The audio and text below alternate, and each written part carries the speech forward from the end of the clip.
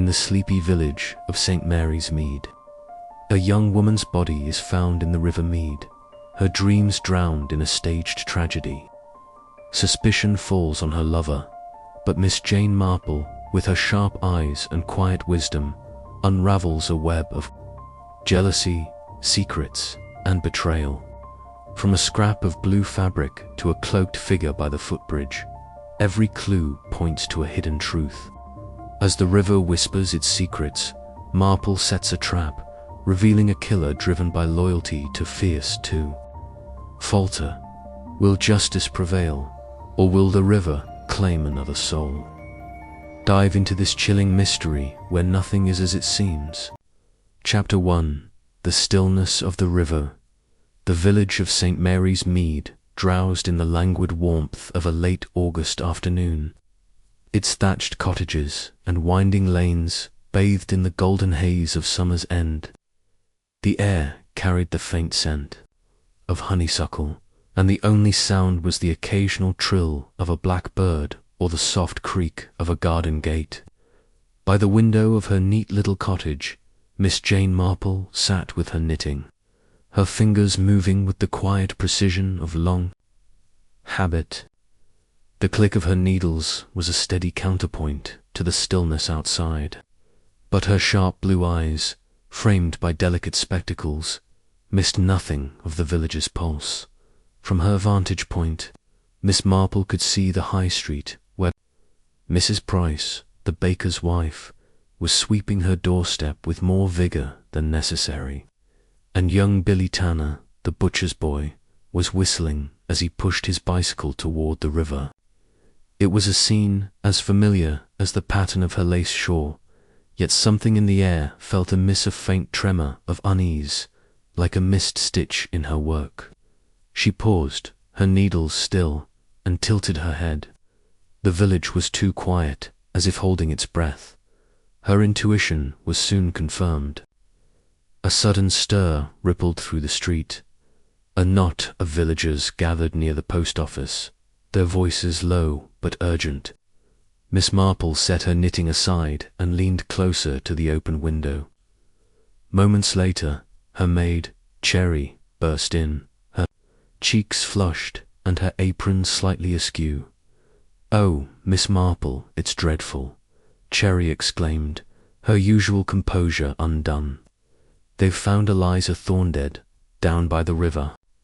Drowned, they're saying, caught in the reeds near the old footbridge." Miss Marple's expression remained serene, but her eyes sharpened. "Eliza Thorne," she repeated softly, as if testing the name. "Poor child. Tell me, Cherry, what are they saying?" Cherry, eager to share, perched on the edge of a chair. "It's all a muddle, miss. Some say it was an accident, she slipped, maybe where the bank's steep. But others—" She lowered her voice, glancing toward the window as if the village might overhear. "Others think it wasn't an accident at all. They're pointing fingers at Thomas Reed, her young man. Mrs. Price swears she saw him with Eliza last night, and they were quarrelling something fierce." Miss Marple nodded, her mind already sifting through the fragments of gossip. Eliza Thorne had been a striking girl, with a cascade of dark curls and a smile that turned heads at the church fete. At 22, she was full of dreams, Miss Marple suspected, that outstripped the quiet confines of St. Mary's Mead. She had worked as a housemaid at Mead Hall, the grand estate owned by Mr. Grayson, a widower of some means. But it was her courtship with Thomas Reed, the village carpenter, that had set tongues wagging. Thomas was a steady sort, with a craftsman's patience and a face that spoke of honesty. But love, Miss Marple knew, could unsettle even the steadiest heart, quarrelling. "You say," Miss Marple murmured, her fingers resuming their rhythm with the needles. "And what does Mrs. Price claim to have seen, exactly?" Cherry shrugged, her eyes wide. "Just that they were by the river, near dusk. Eliza was waving her arms, and Thomas looked cross. Mrs. Price says he stayed there after Eliza left, just staring at the water.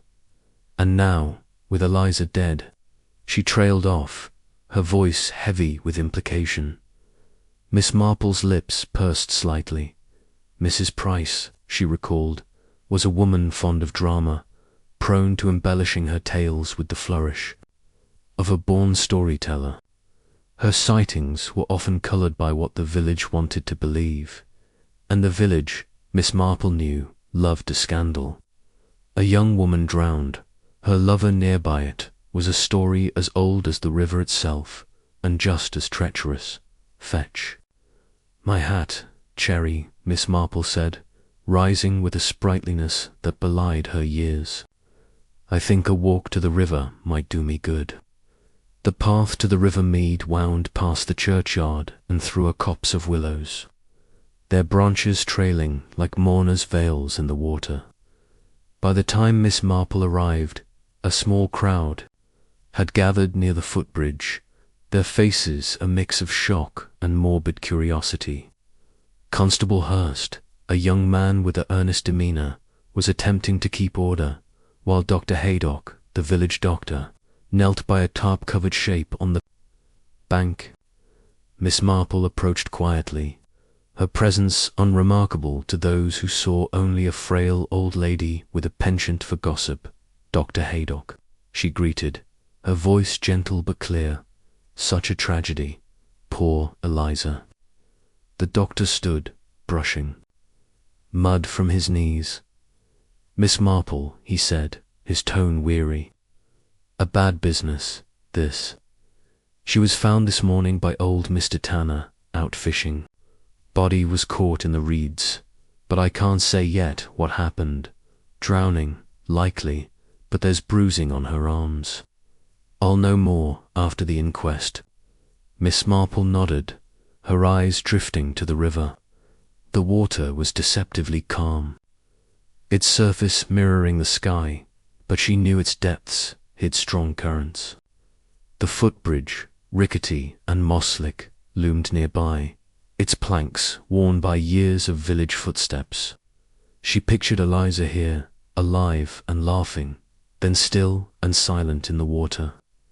The image stirred something in her, a memory of another village, another death, where love and jealousy had woven a deadly knot. As she turned to leave, she caught sight of Thomas Reed standing apart from the crowd, his hands shoved deep in his pockets. His face was pale, his eyes fixed on the river as if it held answers he couldn't bear to hear. The villagers gave him a wide berth, their whispers following him like shadows. Miss Marple watched him for a moment, noting the slump of his shoulders, the clench of his jaw. Grief, she thought, or guilt. Human nature was a puzzle, and she had learned long ago that the pieces rarely fit as neatly as the village supposed. Back at her cottage, Miss Marple settled into her armchair, her knitting untouched. The river, the bruises, the quarrel, it was a tapestry with too many loose threads. Eliza Thorne's death was no simple accident, of that she was certain. And Thomas Reed, whatever his role, was only one part of the pattern. She closed her eyes, letting the village's secrets drift through her mind like leaves on the water. Somewhere, she knew, was the thread that would unravel it all. Chapter 2. The Weight of Suspicion. The Village Hall of St. Mary's Mead. A squat building with peeling paint and a perpetually creaking door was packed to its rafters on the morning of Eliza Thorne's inquest. The air was thick with the scent of damp wool and whispered speculation, as villagers squeezed onto benches meant for half their number. Sunlight filtered through high, dusty windows, casting long shadows across the worn floorboards, where every scuff and scratch seemed to tell a story of past dramas. Miss Jane Marple, seated near the back, her black lace mittens folded neatly in her lap, observed the scene with the quiet intensity of one accustomed to reading the undercurrents of human behavior. Her knitting bag rested at her feet, unopened, for today her attention was not on lace patterns but on the tangled threads of a far darker design. The coroner, Dr. Haydock, stood at the front, his face etched with the weariness of a man who had seen too many such proceedings. His voice, steady but somber, carried over the rustle of the crowd as he outlined the facts. Eliza Thorne, aged 22, had been found dead in the River Mead, her body entangled in the reeds near the old footbridge. The cause of death, he announced, was not as straightforward as it seemed, while drowning was the obvious assumption. His examination revealed no water in her lungs, a detail that sent a ripple of gasps through the room. Faint bruising marked her upper arms, suggesting a struggle, and a small abrasion on her temple hinted at a blow. In my opinion, Dr. Haydock concluded, adjusting his spectacles, Miss Thorne was dead before she entered the water. We are dealing, I fear, with murder. The word hung in the air like a storm cloud, and all eyes turned to Thomas Reed, who sat on a bench near the front, his broad shoulders hunched as if bearing the weight of the village's gaze. Thomas, a carpenter known for his meticulous work and quiet demeanor, looked out of place in the harsh light of suspicion. His face was pale, his dark hair disheveled, and his hands, usually so steady with a chisel, gripped the edge of the bench until his knuckles whitened. Miss Marple, her sharp eyes missing nothing, noted the tremor in his fingers and the way his gaze flickered toward the door, as if longing to escape. Inspector Craddock, a newcomer to St. Mary's Mead with a reputation for dogged efficiency, took the floor next. His suit was immaculate, his manner brisk, but there was a trace of unease in his eyes, as if he sensed the village's secrets were not easily pried loose. He called Thomas to the stand, and the young man rose slowly, his steps heavy as though walking to the gallows. The inspector's questions were precise, cutting through the murmurs of the crowd like a knife. Mr. Reed Craddock began, his voice clipped. You were seen with Miss Thorne on the evening of her death near the river. Can you confirm this? Thomas swallowed, his Adam's apple bobbing. Yes, sir, he said, his voice low but clear. We met by the footbridge around dusk. We talked. Craddock raised an eyebrow. Witnesses say you were arguing, loudly. Care to explain? The room leaned forward. A collective intake of breath. Thomas's eyes darted to the crowd, then back to the inspector. It wasn't like that, he said, his words tumbling out. Eliza was upset. She'd been spending time with others, and I didn't like it. I told her so, but I didn't hurt her, I swear. I left her there, alive, and went home. And what time was this? Craddock pressed. About 7:30, Thomas replied. It was getting dark. I didn't stay long after. Craddock's gaze narrowed. Yet Mrs. Price, a respected member of this community, claims she saw you lingering by the river well after that. Alone. Can you explain that? Thomas's face flushed, and he shook his head. She's mistaken. I wasn't. There, I went straight home. Ask my mother, she'd tell you I was in by 8. Miss Marple, her head tilted slightly, studied Mrs. Price, who sat 2 rows ahead, her hands twisting a handkerchief into knots. The baker's wife was a stout woman with a penchant for gossip, her stories often embroidered with details that served her audience's expectations. Today, her cheeks were flushed, and her eyes darted nervously toward her husband. Mr. Price, who sat beside her, his expression stern. Miss Marple's lips pursed. Mrs. Price, she thought, was not entirely comfortable with her testimony, and discomfort, in her experience, often hid a truth or a lie. The inquest continued. with other witnesses adding fragments to the puzzle. Old Mr. Tanner, the fisherman who had found Eliza's body, described the scene with a tremor in his voice. Her dark hair fanned out in the water, her blue shawl caught on a thorn. The shawl, now in evidence, lay on a table, its vibrant color a stark contrast to the grim proceedings. A barmaid from the Blue Boar testified that Eliza had been in high spirits earlier that day, laughing with customers, including Mr. Grayson, the widower of Mead Hall, who had lingered at the bar longer than usual. This drew a murmur from the crowd, and Miss Marple made a mental note. Grayson, a man of wealth and reserve, was not often seen in the village's humbler establishments. His presence suggested a connection to Eliza that warranted scrutiny. When Mrs. Price took the stand, her testimony was delivered with a mix of conviction and unease. She described seeing Thomas and Eliza by the river, their voices raised, Eliza's arms flailing as she gestured. "I was coming back from the church," she said, her voice high-pitched. "It was near dark, but I know what I saw." Thomas was angry, and after Eliza stormed off, he stayed there, just staring at the water. "I didn't like the look of him." Under Craddock's questioning, she admitted the light was poor and her view partly obscured by willows, but she held firm. "It was Thomas, I'm sure of it." Miss Marple's eyes narrowed. Mrs. Price's certainty seemed rehearsed, as if bolstered by someone else's insistence. She recalled a conversation with Dolly Bantry, her friend from the manor, who had once remarked that Mr. Price was a man who liked to keep the village in order, often urging his wife to speak on matters he deemed important. Was Mrs. Price's testimony her own, or had it been shaped by her husband's hand? The thought lingered, a loose thread in Miss Marple's mind, as the inquest drew to a close. Dr. Haydock delivered his verdict: death by unlawful killing, with further investigation required.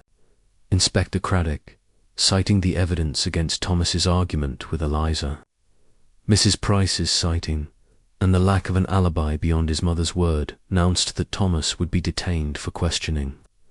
A collective gasp rose from the crowd, followed by a flurry of whispers. Thomas's mother, a frail woman with greying hair, let out a choked sob, and Thomas himself seemed to shrink, his eyes fixed on the floor. Miss Marple remained still, her expression unreadable. She had seen such scenes before villagers, quick to judge, evidence that seemed conclusive but hid deeper truths. Thomas, she sensed, was not the whole story. His grief, evident in the slump of his shoulders and the raw edge to his voice, struck her as genuine, though grief, she knew, could coexist with guilt. The bruising on Eliza's arms, the absence of water in her lungs, the abrasion on her temple, these were clues that pointed beyond a lover's quarrel. Someone had held Eliza, struck her, and placed her in the river to mask the crime. The question was, who and why? As the crowd dispersed, Miss Marple lingered, her eyes scanning the room. She noted Clara Weston, a seamstress with a sharp tongue, and a history with Thomas, slipping out the side door, her face pale and her lips pressed tight. Clara had been Eliza's rival, her affection for Thomas soured by his choice of the younger, livelier girl. Her presence at the inquest, though unsurprising, was telling. Jealousy, Miss Marple mused, was a motive as old as time, and Clara's was no secret. Yet there was something in her hurried exit, a flicker of fear, that suggested more than simple resentment. Outside, the village buzzed with talk. Miss Marple, her hat firmly in place, made her way down the high street, her steps slow but purposeful.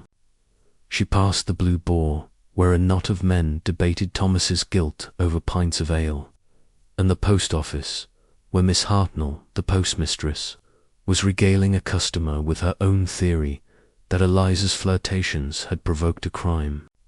Of passion, Miss Marple listened without comment, her mind elsewhere. The river, she thought, was the key. Its calm surface hid currents that could drag a body or a secret to the depths. At her cottage. She settled into her armchair, a cup of tea steaming beside her. Cherry, still rattled by the morning's events, hovered nearby, eager to share. The latest gossip. They're saying Thomas did it for sure. Miss, she said, her eyes wide. Mrs. Price is telling everyone he's got a temper. And with Eliza carrying on with Mr. Grayson and all, Miss Marple raised a hand, her smile gentle but firm. Gossip, Cherry, is like a badly knitted scarf full of holes, and rarely as warm as it seems. Fetch me my notebook, please. Alone, Miss Marple opened the small leather-bound book she kept for such occasions, its pages filled with neat, spidery handwriting.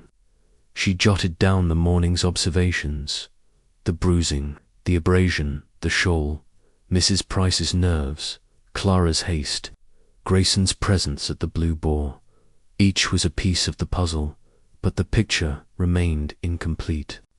She thought of Thomas, his face etched with despair, and of Eliza, whose laughter had once brightened the village. Someone had silenced that laughter, and Miss Marple was determined to learn who. She closed her notebook and leaned back, her eyes drifting to the window. The river was out there, its secrets locked in its depths. But secrets, she knew, had a way of surfacing, especially when one knew where to look. And Miss Marple, with her quiet ways and her knack for seeing what others missed, always knew where to look. Later that afternoon, as she took tea with Dolly Bantry at the manor, Miss Marple shared her thoughts. Dolly, a woman of robust opinions and a love for drama, was agog at the inquest's revelations. Murder, Jane, she exclaimed, her teacup rattling in its saucer. Right here in St. Mary's Mead. And Thomas Reed, of all people. I always thought him such a nice boy. Miss Marple sipped her tea, her expression serene. Nice boys, Dolly, can be pushed to extremes, just as quiet villages can hide dark deeds. But I wonder, she paused, her eyes distant. Mrs. Price's story troubles me. She saw what she expected to see, perhaps, or what someone wanted her to see. Dolly's eyes widened. You think she's lying? Not lying, perhaps, Miss Marple said, setting her cup down, but influenced. People often are, without realizing it. And then there's Clara Weston, and Mr. Grayson, and that shawl. By the river, it's all rather like a tangle of wool, don't you think? Pull the right thread, and it will unravel. Dolly laughed, shaking her head. Jane, you're incorrigible. If anyone can unravel it, it's you. Miss Marple smiled, but her mind was already elsewhere, tracing the currents of suspicion that ran through St. Mary's Mead. The inquest had cast a net, but it had caught only the most obvious fish. The true killer, she suspected, was still swimming free, hidden in the village's quiet depths, and she would find them, one careful stitch at a time. Chapter 3. The Jealous Heart, the Vicarage of St. Mary's Mead. A rambling house with ivy-clad walls, and a garden perpetually in need of weeding, was a haven of warmth on the morning following Eliza Thorne's inquest. The late summer sun filtered through the lace curtains of the drawing-room, casting delicate patterns on the worn Persian rug. Miss Jane Marple, seated in a chintz-covered armchair, accepted a cup of tea from Mrs. Clement, the vicar's wife, whose hospitality was as generous as her curiosity was insatiable. The room smelled of lavender polish and freshly baked scones, but beneath the coziness lay an undercurrent of unease. For the village was still reeling from the verdict of murder. Mrs. Clement, a plump woman with a kind face and a penchant for gossip, settled onto the sofa, her eyes bright with anticipation. "Jane, I can scarcely believe it," she said, her voice a conspiratorial whisper, though the vicar was safely ensconced in his study and no one else was within earshot.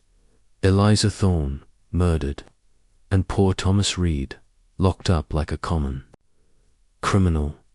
What do you make of it all?"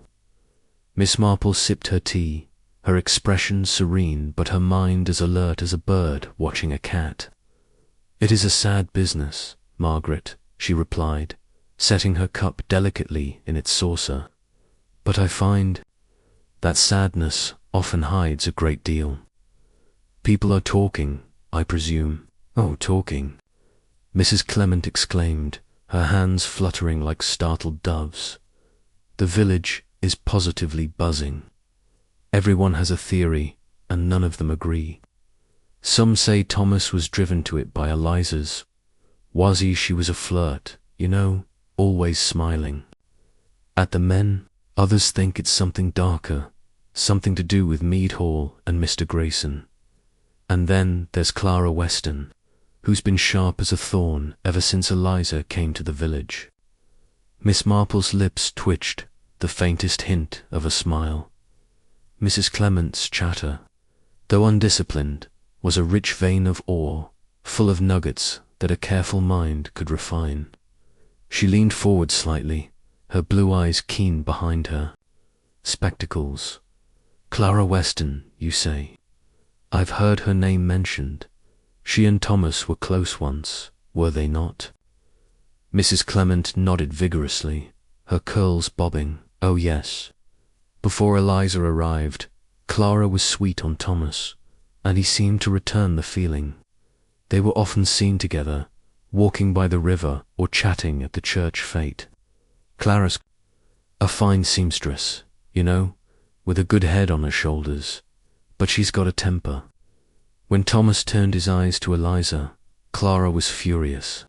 I heard her at the market, calling Eliza a heartless minx who'd ruin any man who looked at her. And now, with Eliza dead..." She trailed off, her eyes wide with implication. Miss Marple nodded, her fingers smoothing the lace of her mittens. Clara Weston's jealousy was no surprise. The village had been whispering about it for months. But jealousy, she knew, was a flame that could burn in many directions, toward despair or toward something colder, more calculated. She filed the information away, her mind already turning to the other name Mrs. Clement had mentioned, and Mr. Grayson. She prompted gently, "What do they say about him?" Mrs. Clement leaned closer, her voice dropping to a dramatic hush. "Well, that's where it gets interesting. Eliza worked at Mead Hall, as you know, and some say Mr. Grayson took a fancy to her. He's a widower, of course, and not old, barely 40, with that grand house and all his money. There's talk he gave Eliza gifts a ribbon here. A shilling there ran that she was seen leaving the hall at odd hours. Mrs. Finch, his housekeeper, didn't like it one bit. She's fiercely loyal to Grayson, you know, and she's not one to hold her tongue. I heard she told the barmaid at the Blue Boar that Eliza was trouble and ought to be sent packing." Miss Marple's eyes narrowed slightly. Mr. Grayson's interest in Eliza, if true, added a new layer to the case. Wealth and solitude could breed dangerous attachments, and a man in Grayson's position might have much to lose if a housemaid grew to bold or to indiscreet. Mrs. Finch's disapproval was equally intriguing.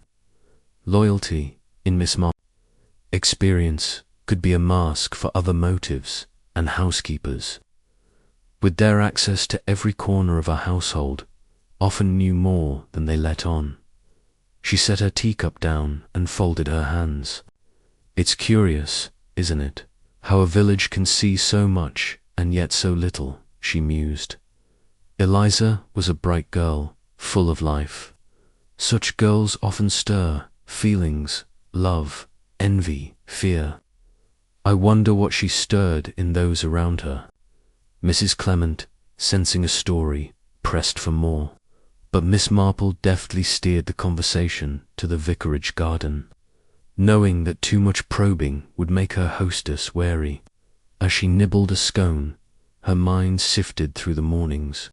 Revelations, Clara Weston's bitterness, Grayson's attentions, Mrs. Finch's resentment, these were threads in a tapestry that was still taking shape. The river, with its deceptive calm, remained the centerpiece, and Miss Marple resolved to learn more about those who had crossed its banks on the night Eliza died. After tea, she excused herself, promising to return for the church bazaar, and made her way down the lane toward the high street. The village was alive with activity.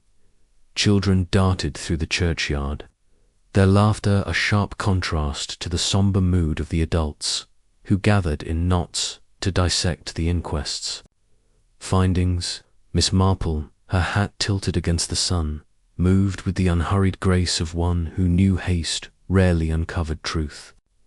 Her destination was Mead Hall, where she hoped to glimpse the dynamics of Grayson's household firsthand. The hall stood at the edge of the village, a Georgian pile of red brick and tall chimneys, its windows glinting like watchful eyes. The grounds were immaculate, with rose beds that drew admiration from even the most critical gardeners in St. Mary's Mead. Miss Marple, under the pretense of inquiring about the roses, she had long cultivated a reputation for horticultural enthusiasm, rang the bell and was admitted by a young maid, who led her to the drawing-room. Mr. Grayson, a tall man with silver at his temples and a manner both polished and guarded, greeted her with a smile that did not quite reach his eyes. "Miss Marple," he said, gesturing to a velvet chair, "a pleasure to see you. I hear you're interested in my roses. They're my pride, though I confess the gardeners do most of the work." Miss Marple returned his smile, her demeanour as disarming as ever. "They're quite splendid. Mr. Grayson, I thought I might learn your secret, though I suspect it's more art than science." She paused, her eyes drifting to a portrait above the mantel, a stern-faced woman in a high-necked gown, presumably the late Mrs. Grayson. Such a lovely home, too. It must be a comfort, though I imagine it's quieter now, with Miss Thorne gone. Grayson's smile faltered, but he recovered quickly. "Yes, a tragedy," he said, his voice smooth. "Eliza was a good worker, full of spirit. Her loss is felt, I assure you." Miss Marple nodded, her expression sympathetic. She was so young, with so much ahead of her. "I understand she was well liked here, though, of course, youth can sometimes lead to misunderstandings." Grayson's fingers tightened on the arm of his chair, a movement so slight it might have gone unnoticed by a less observant eye. "Misunderstandings," he echoed, his tone careful. "I'm not sure I follow." "Nothing specific," Miss Marple said airily, her hands fluttering as if to dismiss the thought. "Only that young girls can attract attention, and not always the kind they intend. I heard she was quite charming, even with the gentlemen of the village." Before Grayson could respond, the door opened and Mrs. Finch entered with a tea tray. The housekeeper was a thin woman with a face like a closed book, her grey hair pulled tightly into a bun. Her eyes flicked from Miss Marple to Grayson, and there was a moment of silence, heavy with unspoken tension. "Tea, sir," she said, setting the tray on a low table. "Shall I pour?" "Thank you, Mrs. Finch," Grayson said, his voice regaining its polish. Miss Marple is here to discuss the roses, but we've strayed to poor Eliza's passing." Mrs. Finch's lips thinned, and she busied herself with the teapot. "A sad thing, that," she said, her tone clipped. "She was a lively girl, too lively for her own good, if you ask me. Always flitting about, drawing eyes." Miss Marple accepted a cup, her gaze lingering on Mrs. Finch. "It must be difficult, managing a household through such a loss," she said gently. "Eliza worked closely with you, I presume?" Mrs. Finch's hands paused, the teapot hovering. "She did her duties," she said curtly, "but she had ideas above her station, always talking of London, of grand plans. It doesn't do in a place like this."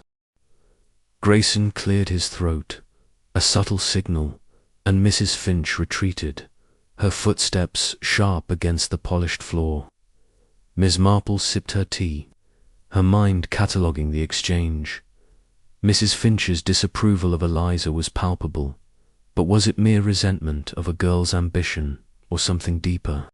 And Grayson's unease, though well hidden, suggested he had more to conceal than a fondness for his roses, as they discussed the gardens. Miss Marple steered the conversation back to Eliza, probing gently. "I heard she left your employ recently," she said, her tone innocent. "A pity for such a capable girl."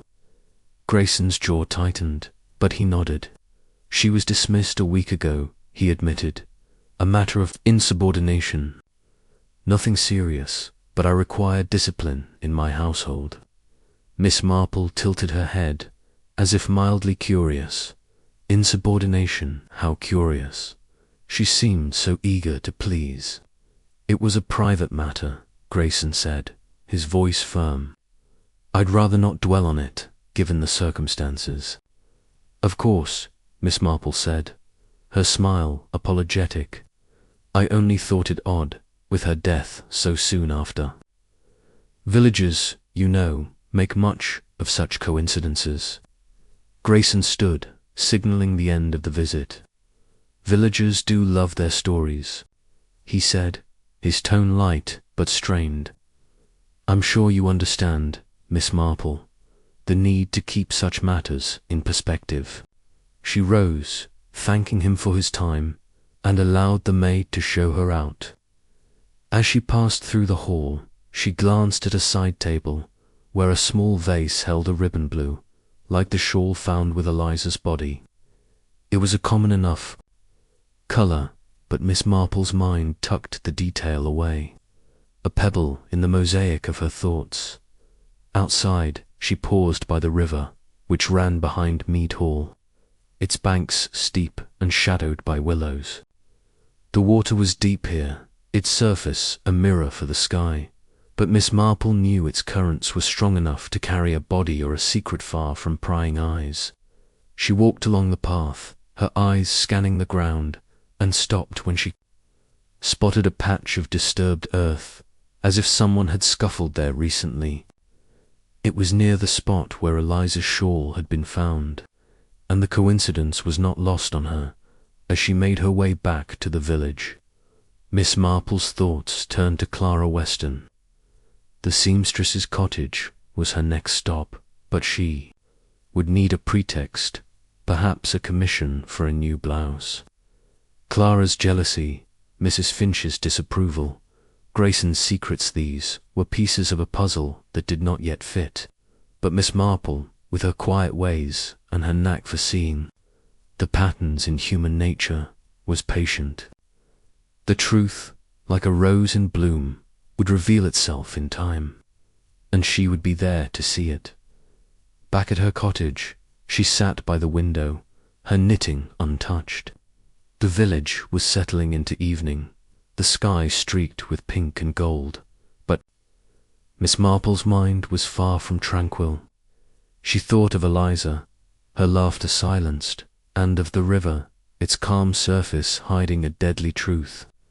Someone had watched her die, had placed her in the water to conceal their crime, and that someone Miss Marple was certain, was closer than the village knew. She opened her notebook and added new entries. Grayson's dismissal of Eliza, Mrs. Finch's sharp words, the ribbon in the hall, the disturbed earth by the river, each was a clue, small but significant, like the stitches in a shawl. As the light faded, Miss Marple closed her eyes, letting the villagers' secrets drift through her mind. The jealous heart, she knew, was a dangerous thing, but whose heart had burned brightest and darkest on the night Eliza died? That was the question, and she would find the answer, one careful step at a time. Chapter 4. Shadows at Mead. Hall. The morning sun hung low over St. Mary's Mead, its rays piercing the mist that clung to the meadows and gilding the rooftops with a deceptive warmth. Miss Jane Marple, her shawl draped lightly over her shoulders, walked the path to Mead Hall with the measured step of one who knew the value of appearing unhurried. The village was still abuzz with the inquest's grim verdict, and suspicion, like a weed, had taken root in every conversation. Yet Miss Marple's mind was not on gossip, but on the subtle currents that ran beneath it, currents that she suspected flowed strongest through the grand estate she now approached. Mead Hall stood aloof from the village, its red brick facade softened by ivy and its tall windows reflecting the sky like unblinking eyes. The gravel drive crunched under Miss Marple's sensible shoes, and she paused to admire the rose beds, their blooms a riot of crimson and blush pink. Her visit, she had decided, would be cloaked in the guise of horticultural curiosity, a pretext that had served her well in the past. Villagers, she knew, forgave an old lady her enthusiasms, and such forgiveness often opened doors that suspicion would bar. The door was answered by a young maid, her cap slightly askew and her eyes wide with the nervous energy of one unaccustomed to visitors. "Miss Marple, ma'am," she said, bobbing a curtsy. "Mr. Grayson's in the drawing-room. I'll fetch him." Miss Marple smiled, her expression as gentle as the morning light. "No need to rush, my dear. I'm here about the roses, but I'm happy to wait." She stepped into the hall, her gaze sweeping the space with the quiet acuity of a painter studying a canvas. The air smelled of beeswax and old wood, and a grand staircase curved upward, its banister gleaming under the chandelier's soft glow. On a side table, a vase held fresh lilies, their scent mingling with the faint mustiness of a house that, for all its grandeur, felt oddly hollow. Mr. Grayson appeared moments later, his tall frame filling the doorway. His hair, touched with silver, was neatly combed, and his smile was polished, though Miss Marple noted a faint tightness around his eyes. "Miss Marple," he said, extending a hand. "A pleasure to see you again so soon. I understand you're here to admire my roses. Shall we take a turn in the garden?" Miss Marple inclined her head, her hat's brim casting a shadow across her face. "That would be delightful, Mr. Grayson, though I confess I'm also curious about your lovely home. It's been some time since I was last here, and Mead Hall always feels like a step into the past." Grayson's smile held, but his fingers twitched, a fleeting sign of unease. "Of course," he said, gesturing toward the drawing-room. "Let's have tea first, and then we'll explore the gardens. I'm sure Mrs. Finch can arrange something." The drawing-room was a study in elegance, its walls adorned with portraits of stern-faced ancestors and its furniture upholstered in deep greens and golds. A fire crackled in the grate, though the morning was warm, and Miss Marple wondered if it was lit to dispel the chill of recent events. She settled into a chair, her hands folded neatly, and watched as Grayson rang for the housekeeper. Her mind, ever active, catalogued the room's details. a silver cigarette case on the mantel, a book of poetry left open on a side table, and a faint scuff mark on the polished floor, as if something heavy had been moved. Mrs. Finch entered with a tea tray, her movements precise, but her face a mask of restraint. She was a woman of middle years, her grey hair pulled into a severe bun, and her eyes sharp with the vigilance of one who missed little. "Tea, sir," she said, setting the tray down with a clink of porcelain. "Will there be anything else?" "Not for now, Mrs. Finch," Grayson replied, his tone smooth. "Miss Marple is here to discuss the roses, but we've been reminiscing about the village. Perhaps you could join us later to show her the greenhouse." Mrs. Finch's lips thinned, and she gave a curt nod before retreating. Miss Marple, sipping her tea, noted the housekeeper's reluctance. Mrs. Finch, she suspected, was not a woman who welcomed outsiders, especially not one whose gentle questions might stir the dust of secrets. Grayson leaned back, his demeanor relaxed, but his eyes watchful. "You mention the past, Miss Marple," he said, stirring his tea. "Mead Hall does have its stories, though I fear they're less exciting than the village might imagine. It's a quiet life here, or it was, until poor Eliza's tragedy." Miss Marple's expression softened, her voice tinged with sympathy. "Such a loss," she said. "She was a bright girl, by all accounts, and much admired. I understand she worked here until recently. It must have been difficult, parting with her." Grayson's spoon paused mid-stir, and he set it down with deliberate care. "It was a regrettable necessity," he said. "Eliza was capable, but she overstepped her place. I prefer a harmonious household, and her behavior caused friction." "Friction?" Miss Marple tilted her head, her tone one of mild curiosity. "How sad. She seemed so eager to please, from what I've heard. Was it a matter of duties, or something more personal?" Grayson's smile was a touch too quick. "Nothing personal, I assure you. She was impertinent, that's all. Mrs. Finch found her difficult, and I trust her judgment. Eliza left a week before her death, and that was the end of it." Miss Marple nodded, her eyes drifting to the window, where the river gleamed beyond the lawn. "A week," she murmured, as if to herself, so close to her passing. "Villagers, you know, make much of such timing. They see patterns where there may be none." Grayson's fingers tightened on his cup, a movement so slight it might have escaped a less observant eye. "Villagers do love their dramas," he said, his voice light but strained. "I try not to heed them. Eliza was a good worker, despite her faults. Her death is a shock, but I've no reason to think it connected to her time here."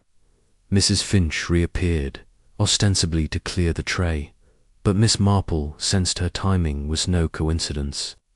The housekeeper's eyes flicked to Grayson, a silent question in their depths, and he gave a subtle nod. "Mrs. Finch," he said, rising, "perhaps you could tell Miss Marple about the roses. I've some correspondence to attend to, but I'll join you shortly." Miss Marple stood, her smile as disarming as ever. "I'd be delighted, Mrs. Finch. Your gardens are the talk of the village." The housekeeper led the way, her steps brisk, and her posture rigid. The garden was a marvel, its paths lined with lavender and its rose beds bursting with colour. Mrs. Finch spoke of pruning techniques and soil pH with the precision of a schoolmistress, but her words lacked warmth. Miss Marple, feigning absorption, let her questions drift to the household. "It must be a challenge, managing such a place," she said, pausing to admire a tea rose, "especially with staff coming and going. Eliza, I hear, was quite a presence." Mrs. Finch's hands stilled, a pair of secateurs gleaming in her grip. She was a housemaid, she said curtly, no more, no less. She did her work, but she had airs, always talking of London, of better things. It unsettled the others. Miss Marple nodded, her expression sympathetic. Young girls often dream, she said, though I imagine it caused tension. Did she clash with anyone in particular? Mrs. Finch's eyes narrowed, and for a moment Miss Marple thought she might shut the conversation down. But the housekeepers need to justify herself one out. She clashed with me, she admitted, her voice low. I run a tight house. Miss Marple Eliza didn't respect that. She'd linger in the master's study, ask impertinent questions. And then there was her flirting with the gardeners, with delivery boys. Even with Mr. Grayson, I told him it wouldn't do, and he agreed. Flirting with Mr. Grayson, Miss Marple's tone was one of mild surprise, as if the thought had only just occurred to her. How awkward for a man in his position. Mrs. Finch's cheeks flushed, and she turned to clip a wilted bloom with unnecessary force. It was nothing serious, she said. Mr. Grayson is a gentleman. But Eliza was bold, and I wouldn't have her causing talk. She was dismissed for her own good, and the houses. Miss Marple murmured her understanding, but her mind was racing. Mrs. Finch's loyalty to Grayson was fierce, almost possessive, and her resentment of Eliza went beyond professional disapproval. Had Eliza's boldness threatened more than the household's harmony? And what of Grayson's role? His dismissal of Eliza, so close to her death, suggested a motive he was eager to conceal. As they returned to the house, Miss Marple paused by the river, which ran along the estate's boundary. The bank was steep here, the water deep and shadowed by overhanging willows. She pictured Eliza's body tangled in the reeds downstream, and wondered if this spot had played a role in her fate. Her eyes caught a glimmer of colorous scrap of blue fabric snagged on a thorn near the water's edge. It was small, easily overlooked, but its hue matched the shawl described at the inquest. With a glance to ensure Mrs. Finch was distracted, Miss Marple plucked it free and tucked it into her reticule, her heart quickening. Such a lovely view, she said, rejoining the housekeeper. Though the river can be treacherous, can't it? I suppose you keep a close eye on the grounds, with the water so near. Double quotes Mrs. Finch's expression tightened. We do, she said. The gardeners patrol regularly. No one's fallen in, not in my time. Miss Marple smiled, but her thoughts were elsewhere. The scrap of fabric was a clue, small but significant, and its presence here, so close to Mead Hall, raised questions. Had Eliza been here on the night she died? Or had someone else, carrying her shawl, left this trace? Grayson rejoined them, his manner cordial but distant, and he escorted Miss Marple through the greenhouse, where orchids and ferns thrived in humid air. She asked questions, praised the blooms, and kept her observations light. But her mind was on the scrap of fabric and the tension she had sensed between Grayson and his housekeeper. As she prepared to leave, she caught a glimpse of Mrs. Finch, watching from a window, her face a study in suspicion. The housekeeper, Miss Marple thought, was a woman with secrets, and secrets, in her experience, were rarely benign. The walk back to the village was brisk, the air cooling as clouds gathered. Overhead, Miss Marple's mind sifted through the morning's discoveries. Grayson's unease, Mrs. Finch's hostility, the scrap of fabric by the river. Each was a piece of a puzzle that refused to cohere, but she was patient. Human nature, she knew, was like a garden tended carefully, and the truth would bloom at her cottage. She sat by the fire, her knitting untouched, and opened her notebook. She added the day's findings.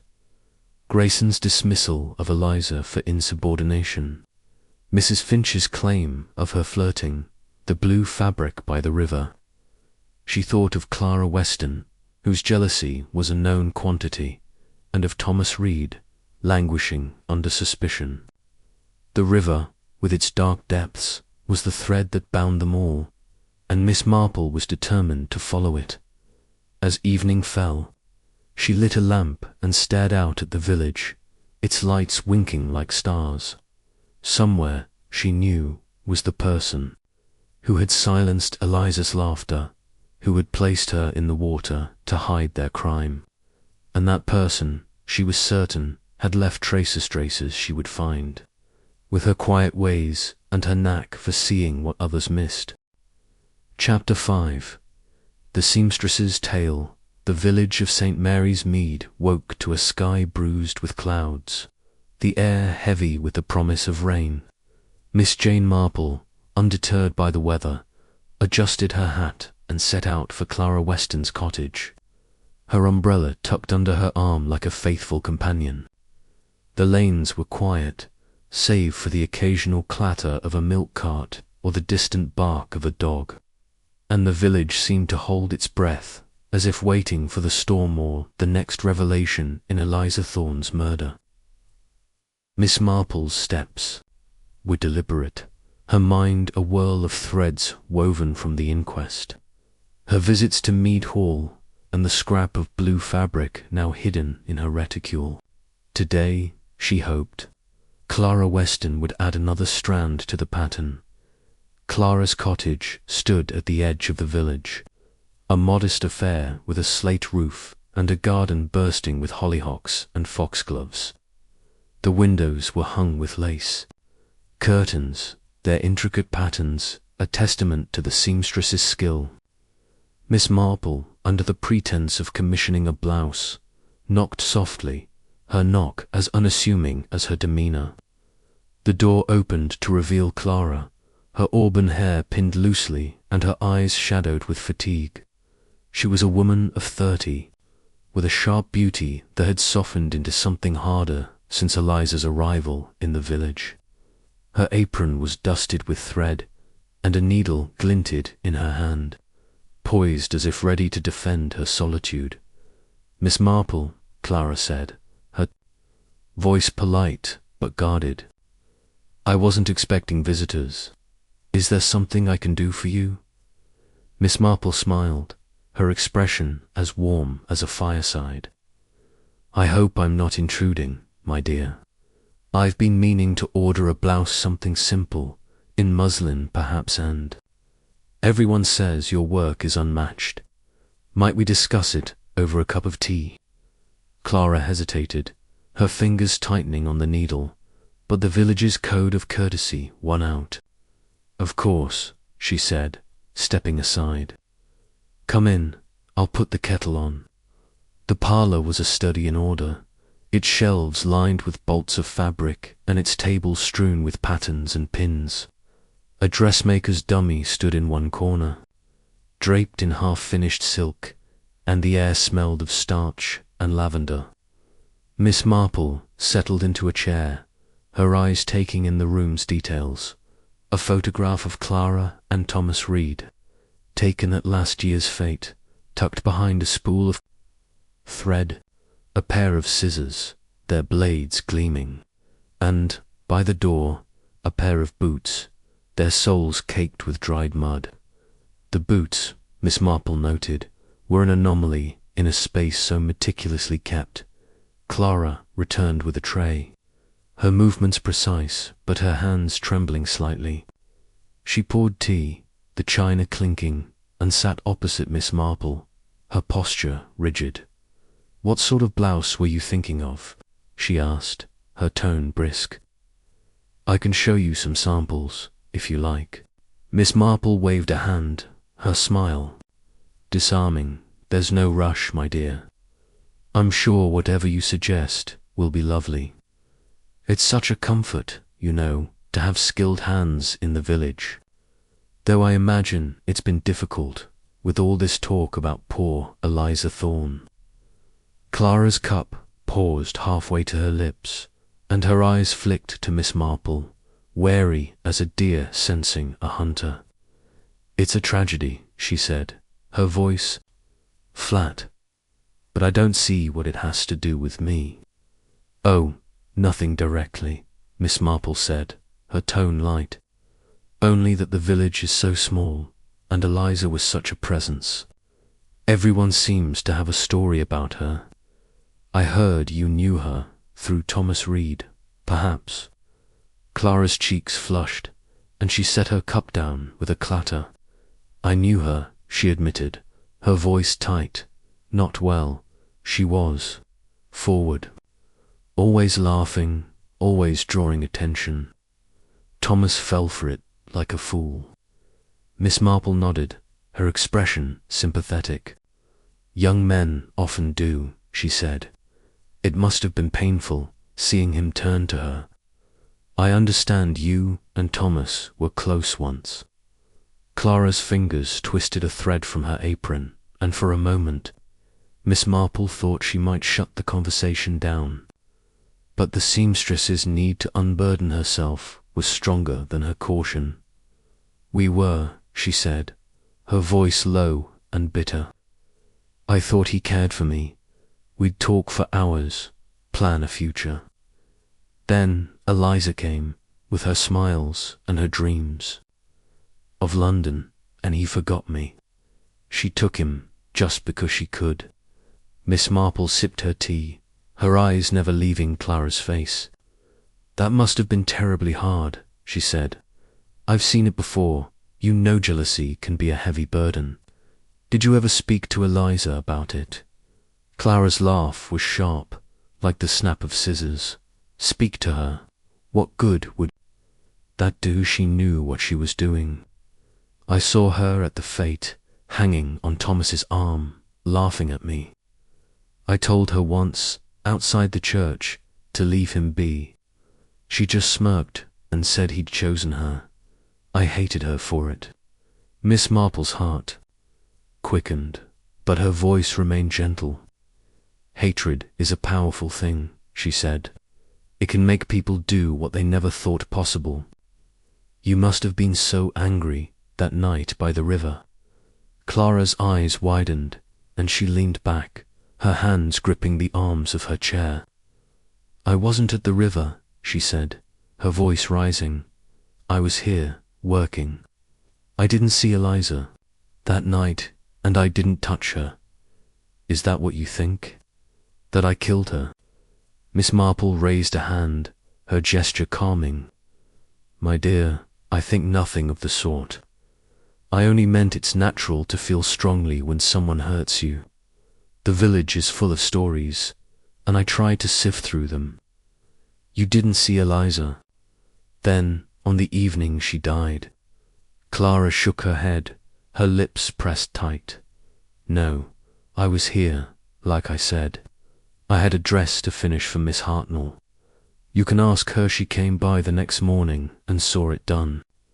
Miss Marple nodded, her mind noting the alibi, though alibis, she knew, could be crafted as carefully as a seam. "Of course," she said. "It's just that the river is so close, and people are seen coming and going. I heard someone mention a woman in a cloak near the footbridge that night. It's probably nothing." Clara's face paled, and her hands stilled. "A cloak," she echoed, her voice barely above a whisper. "I don't know anything about that. I don't go to the river at night.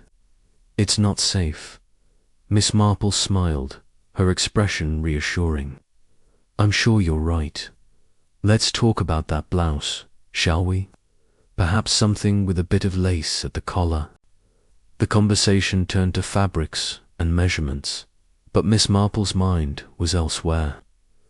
Clara's reaction to the mention of the cloak had been telling a flash of fear, quickly masked.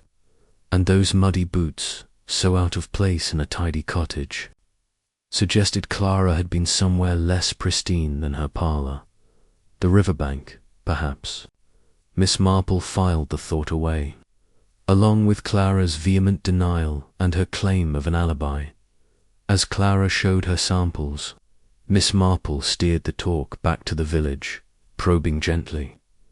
"It's curious, isn't it, how Eliza stirred? So many feelings," she said.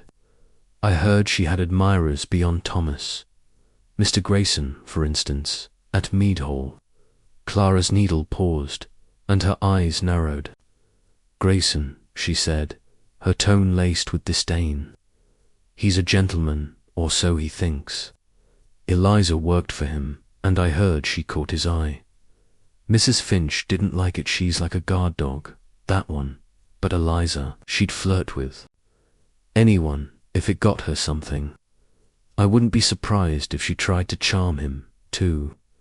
Miss Marple tilted her head, her expression one of mild interest. "Charm him? That's a bold move for a housemaid. Did you ever see them together?" Clara shrugged, her needle resuming its rhythm. "Once, at the Blue Boar, Eliza was serving, and Grayson was there longer than he needed to be. She was all smiles, leaning close. I thought it was shameless, but that was Eliza, always reaching for what wasn't hers." Miss Marple nodded, her mind adding this to the mosaic.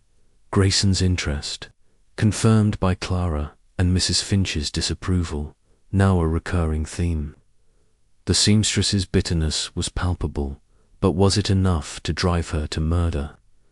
Clara's hands, steady with a needle, could wield a weapon, and her alibi, though plausible, was not airtight.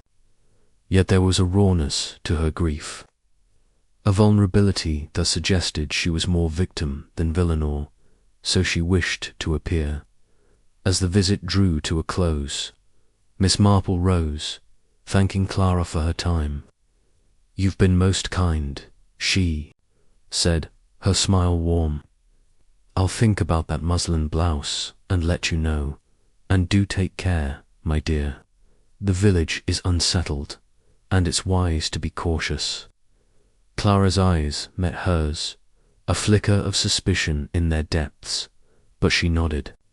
"I'm always cautious, Miss Marple. Good day." Outside, the sky had darkened and a fine drizzle began to fall. Miss Marple opened her umbrella, her thoughts as tangled as the threads in Clara's parlour. The muddy boots, the mention of the cloak, Clara's hatred of Elisa's, were clues, but they pointed in too many directions. She recalled the scrap of blue fabric from Mead Hall, its hue matching Eliza's shawl, and wondered if Clara's boots had left prints near the river. The seamstress's tale was one of jealousy and loss, but was it the whole story, or a carefully stitched facade? Back at her cottage, Miss Marple sat by the window, the rain pattering against the panes. She opened her notebook, its pages a map of the cases, twists and turns.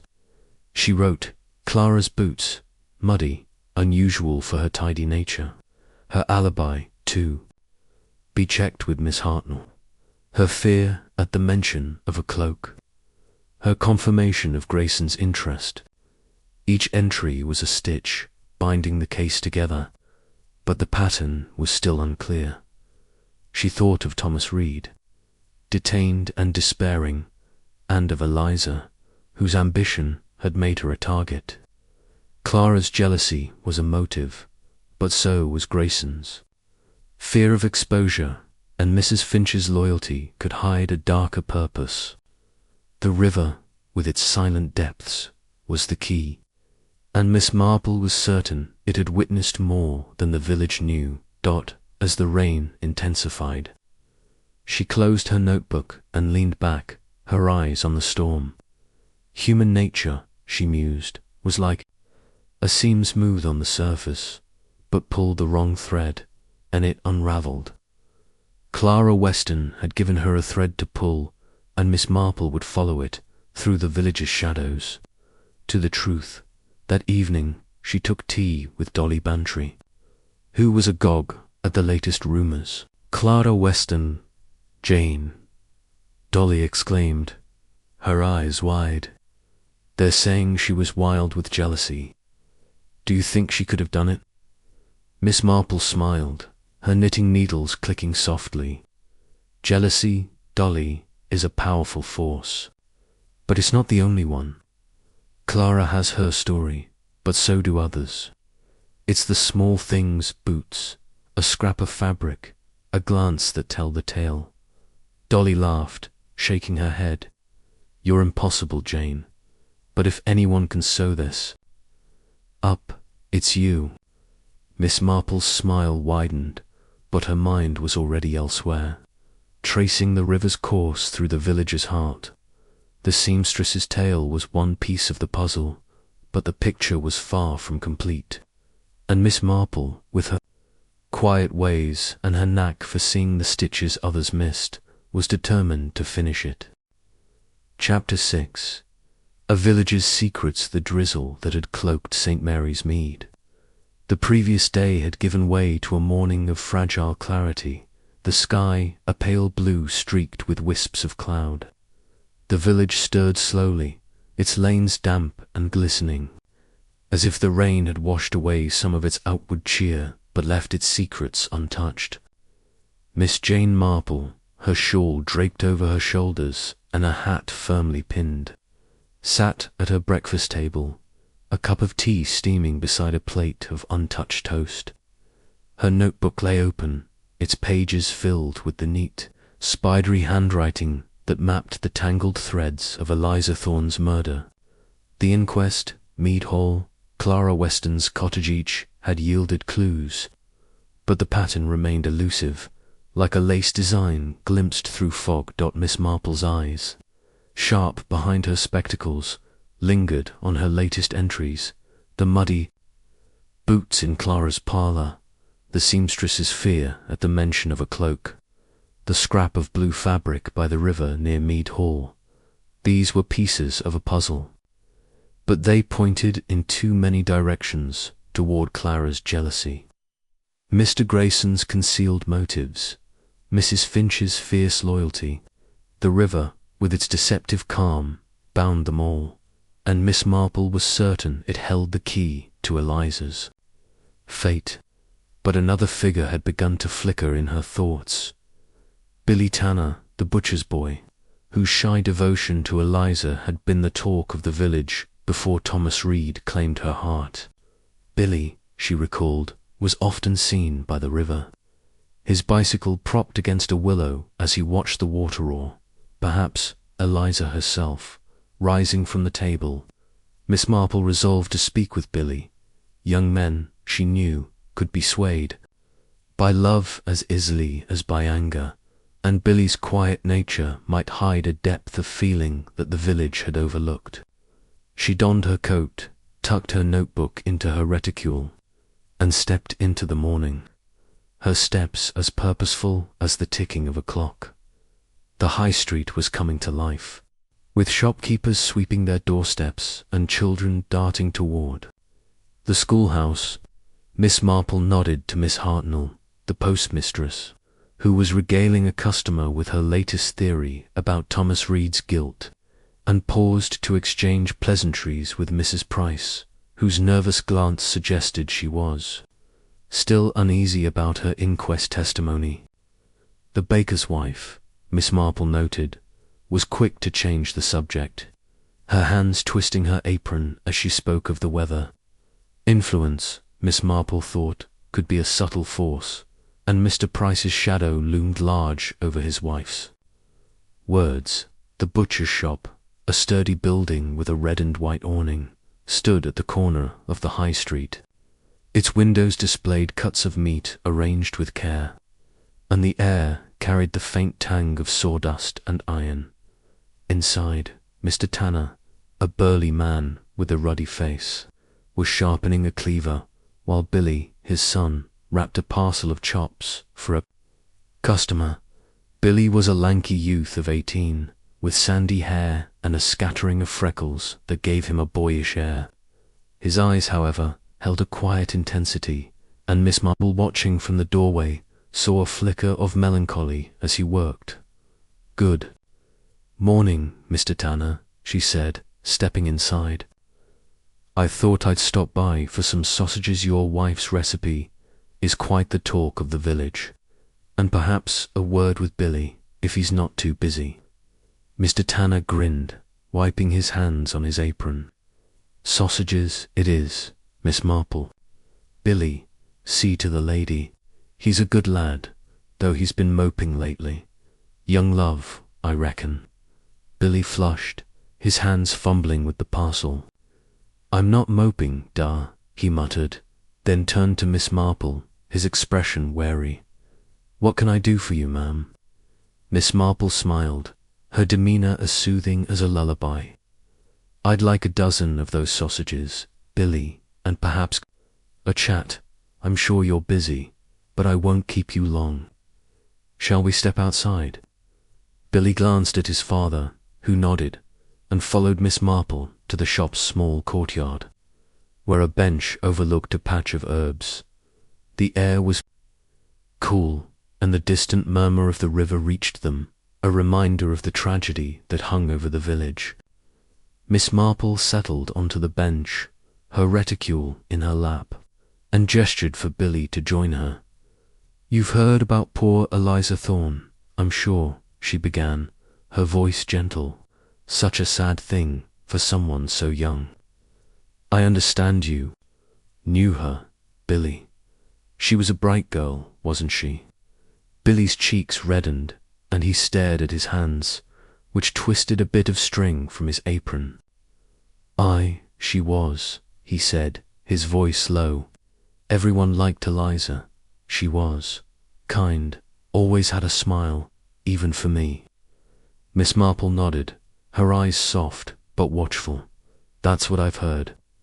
And you, I gather, were fond of her." No secret, Billy villagers noticed such things. "You were often seen by the river where Eliza liked to walk." Billy's head snapped up, his eyes wide with alarm. "I didn't do anything wrong," he said, his voice rising. "I just liked watching her. She was pretty, and she'd wave sometimes. I never bothered her, I swear." Miss Marple raised a hand, her gesture calming. "My dear boy, no one's accusing you. I only thought you might have seen something, being near the river so often. That night she died, for instance, were you there?" Billy's shoulders slumped, and he nodded, his gaze dropping to the ground. "I was," he admitted, his voice barely above a whisper. "Not at the footbridge, but further up, near the bend. I was fixing my bicycle, the chain slipped. It was getting dark, and I saw Eliza, but she wasn't with Thomas. She was with a woman." Miss Marple's heart quickened, but her expression remained serene. "A woman," she echoed, her tone one of mild curiosity. "That's interesting. Could you see who it was?" Billy shook his head, his freckles stark against his pale skin. "No, ma'am. It was too dark, and they were a ways off. The woman was wearing a cloak, a heavy one, dark-like. They were talking, and Eliza seemed upset, waving her arms. I didn't stay long, my chain was fixed, and I went home. I didn't think nothing of it till they found her." Miss Marple leaned forward slightly, her eyes searching his face. "You're sure it was a woman, Billy? Not Thomas, or another man, I'm sure," Billy said, his voice firm. "The cloak was long, and the way she moved it wasn't a man. I'd have said something sooner, but I didn't want trouble. Everyone's saying Thomas did it, and I didn't want to make things worse." Miss Marple patted his hand, her touch light but reassuring. "You've done right to tell me, Billy. These things matter, even if they seem small. Did you notice anything else about the cloak, perhaps, or where they were standing?" Billy frowned, his brow creasing. "The cloak had a hood, I think, and they were near the old willow, where the bank dips low. That's all I remember. I'm sorry, Miss Marple. I wish I'd seen more. You've been very helpful, Miss Marple said, her smile warm. Now, about those sausages, do wrap them carefully, won't you? And don't worry, Billy. The truth has a way of coming out. Billy nodded, his relief palpable, and returned to the shop. Miss Marple remained on the bench, her mind racing. A woman in a cloak, seen with Eliza near the river, not Thomas, but someone else. The detail shifted the case's contours, casting doubt on Mrs. Price's testimony and opening new possibilities. Clara Weston's muddy boots and her fear at the mention of a cloak loomed large, but so did Mrs. Finch's guarded demeanour and the river's proximity to Mead Hall. The cloak, Miss Marple thought, was a key, but whose was it? She rose, her umbrella tapping the ground, and made her way back to the high street, her thoughts a tapestry of clues and questions. The village was a microcosm of human nature, its secrets hidden in plain sight, and Miss Marple was adept at reading its signs. She paused at the post office, where Miss Hartnell confirmed Clara's alibi had indeed collected a finished dress the morning after Eliza's death, though the timing left room for doubt. Miss Marple thanked her, her mind noting the seamstresses. Careful planning, if planning it was. Her next stop was the Blue Boar, where the barmaid, a cheerful woman named Jenny, was polishing glasses. Miss Marple, under the guise of inquiring about a lost glove, steered the conversation to Eliza. Jenny, eager to talk, described Eliza's last day, laughing with customers, teasing Billy Tanner, and serving Mr. Grayson, who had lingered at the bar, his eyes on Eliza more than his ale. She was in high spirits, Jenny said, but I saw her slip out back with a note like she was expecting someone. Didn't think much of it then, but now. Miss Marple's interest sharpened. A note, she asked. Did you see who gave it to her?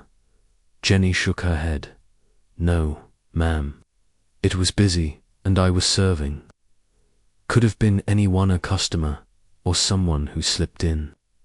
She read it quick and tucked it away, then went back to work. Miss Marple thanked her, her mind turning to the note. Had it lured Eliza to the river, to her meeting with the cloaked woman? The possibility added a new layer to the case, one that suggested premeditation. She left the Blue Boar, her steps slow but purposeful, and headed toward the river. Drawn to the place where Billy had seen Eliza and her mysterious companion. The riverbank was quiet, the water glinting under the morning sun. Miss Marple stood near the old willow, where the bank dipped low, and pictured the scene. Eliza, agitated, arguing with a woman in a cloak. The ground was soft here, still damp from the rain, and she noticed faint impressions, footprints, perhaps, though too blurred to be certain. She crouched, her joints protesting, and examined the earth. A small twig, snapped clean, caught her eye, as if someone had stepped on it in haste. It was a minor detail, but Miss Marple knew that minor details often held the truth. As she straightened, she heard footsteps and turned to see Dolly Bantry, her friend from the manor, approaching with a basket of apples. Jane, Dolly called, her voice bright. What on earth are you doing, poking about the river? Don't tell me you're playing detective again. Miss Marple smiled, brushing dirt from her gloves. Just a walk, Dolly, to clear my head. Though I confess, the river has a way of drawing one's thoughts. It's seen so much, hasn't it? Dolly's eyes sparkled with curiosity. You're up to something, I know it. Come, tell me, what have you found? Is it Thomas, or that Western girl? The village is saying she was mad with jealousy. Miss Marple linked arms with Dolly, steering her along the path. "The village says many things," she said, her tone light, "but I've learned to listen to what it doesn't say. Young Billy Tanner, for instance, he saw something curious the night Eliza died. A woman, not Thomas, with Eliza by the river. It changes things, don't you think?" Dolly gasped, her basket swinging. "A woman, Jane, you're a marvel. Who could it be, Clara, or someone from Mead Hall? That Mrs. Finch always struck me as odd." Miss Marple's lips twitched, but she kept her counsel. "It's too soon to say, Dolly, but the river knows, and it will tell us, in time. For now, let's talk of pleasanter things. Those apples look splendid." They walked back to the village, Dolly chattering and Miss Marple listening, her mind elsewhere. The cloaked woman, the note, the snapped twig, these were new threads in the tapestry, and they pointed away from Thomas Reed. Clara Weston remained a suspect, but so did Mrs. Finch, and even Mrs. Price, whose testimony might hide a deeper truth. The note, if it existed, was a clue Miss Marple longed to find. But the river, she suspected, had claimed it. As it had claimed Eliza Dodd at her cottage, Miss Marple sat by the fire, her notebook open. She added Billy's account, the note at the Blue Boar, the footprints by the willow. Each was a piece of the puzzle, but the picture was still incomplete. She thought of Eliza, her dreams cut short, and of the village, its secrets buried like stones in the riverbed. Someone had lured Eliza to her death, and that someone, Miss Marple was certain, was closer than the village knew. As evening fell, she lit a lamp and stared out at the darkening sky. The village's secrets were like the river's currents, hidden, but not still. And Miss Marple, with her quiet ways and her knack for seeing the patterns in human nature, would follow them through the shadows to the truth. Chapter 7. The Footbridge. At dusk the late summer light was fading over St. Mary's Mead, casting long shadows across the meadows and gilding the river with a fleeting glow. The village, though outwardly serene, thrummed with the unease that follows a murder, its quiet lanes and cosy cottages masking a current of suspicion that ran as deep as the river Mead itself. Miss Jane Marple, her shawl draped lightly over her shoulders, walked toward the old footbridge with her friend Dolly Bantry, whose enthusiasm for the case was matched only by her love of a good story. The air was cool, scented with damp earth, and the faint sweetness of fading wildflowers, and the river murmured softly, a constant reminder of the tragedy that had stirred the village's heart. Miss Marple's mind was a tapestry of clues, woven from her visits to Mead Hall, Clara Weston's cottage, and her conversation with Billy Tanner. The scrap of blue fabric, the muddy boots, the cloaked woman seen with Eliza, these were threads that refused to align. Yet each pointed to the river and to the footbridge where Eliza's body had been found. Billy's account had shifted the case's contours, casting doubt on Thomas Reed's guilt and suggesting a female hand in Eliza's death. Miss Marple, with her knack for seeing the patterns in human nature, felt the truth was close, like a shape glimpsed through mist, but it required a careful step to bring it into focus. Dolly, her basket swinging, was in high spirits, her eyes bright with the thrill of playing detective. "Jane, you're a marvel," she said, her voice carrying over the rustle of leaves. "A woman in a cloak. It's positively thrilling. Do you think it's Clara Weston, or that grim Mrs. Finch?" "I wouldn't put it past either of them." Miss Marple smiled, her expression as gentle as the twilight. "You're getting ahead of yourself, Dolly. The river has many secrets, and we mustn't jump to conclusions. But the footbridge, I think, has something to tell us. Let's see what it reveals. The footbridge was a rickety structure, its wooden planks weathered and moss-slick, spanning the river where the banks narrowed. Willows drooped over the water, their branches trailing like mourners' veils, and the reeds below swayed in the current, marking the spot where Eliza's body had been found. Miss Marple paused at the bridge's edge, her eyes scanning the scene with the precision of a painter studying a canvas. The river was calm here, its surface a mirror for the fading sky. But she knew its depths hid currents strong enough to carry a body or a truth far from prying eyes. Dolly, less patient, stepped onto the bridge, her boots thudding against the planks. "It's a gloomy place, isn't it?" she said, peering over the railing. "No wonder Eliza was found here. It's the sort of spot where dark things happen." Miss Marple joined her, her steps careful on the uneven wood. "Dark things, perhaps, but not random ones," she murmured. "Eliza was placed here, Dolly, not swept away. The bruising on her arms, the absence of water in her lungs, these tell us she was killed elsewhere and brought to the river. The footbridge is a stage set to mislead us." Dolly's eyes widened, her basket forgotten. "A stage. Jane, you make it sound like a play. But who's the villain? Thomas, Clara, or someone we haven't thought of?" Miss Marple's lips twitched, but she kept her counsel, her gaze drifting to the planks beneath their feet.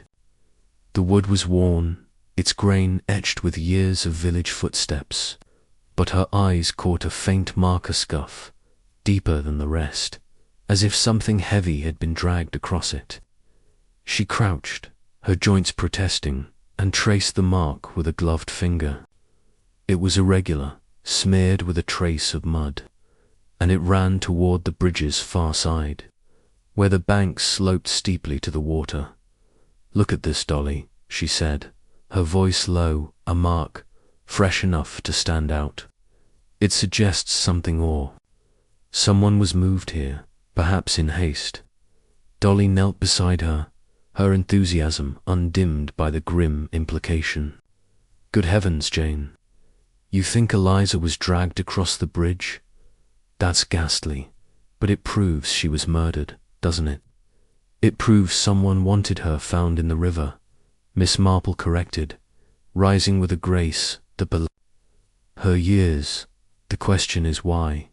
To hide the true place of her death, or to point suspicion at someone else, perhaps, who was seen nearby?" Dolly shivered, pulling her shawl tighter.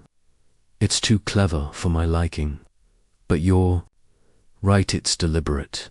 Whoever did this knew the village would blame Thomas. That Mrs. Price and her story didn't help." Miss Marple's eyes narrowed at the mention of Mrs. Price, the baker's wife, with her nervous testimony and her husband's guiding hand, was a loose thread in the case. Her claim of seeing Thomas lingering by the river had swayed the inquest. But Billy Tanner's account of a cloaked woman suggested a different truth.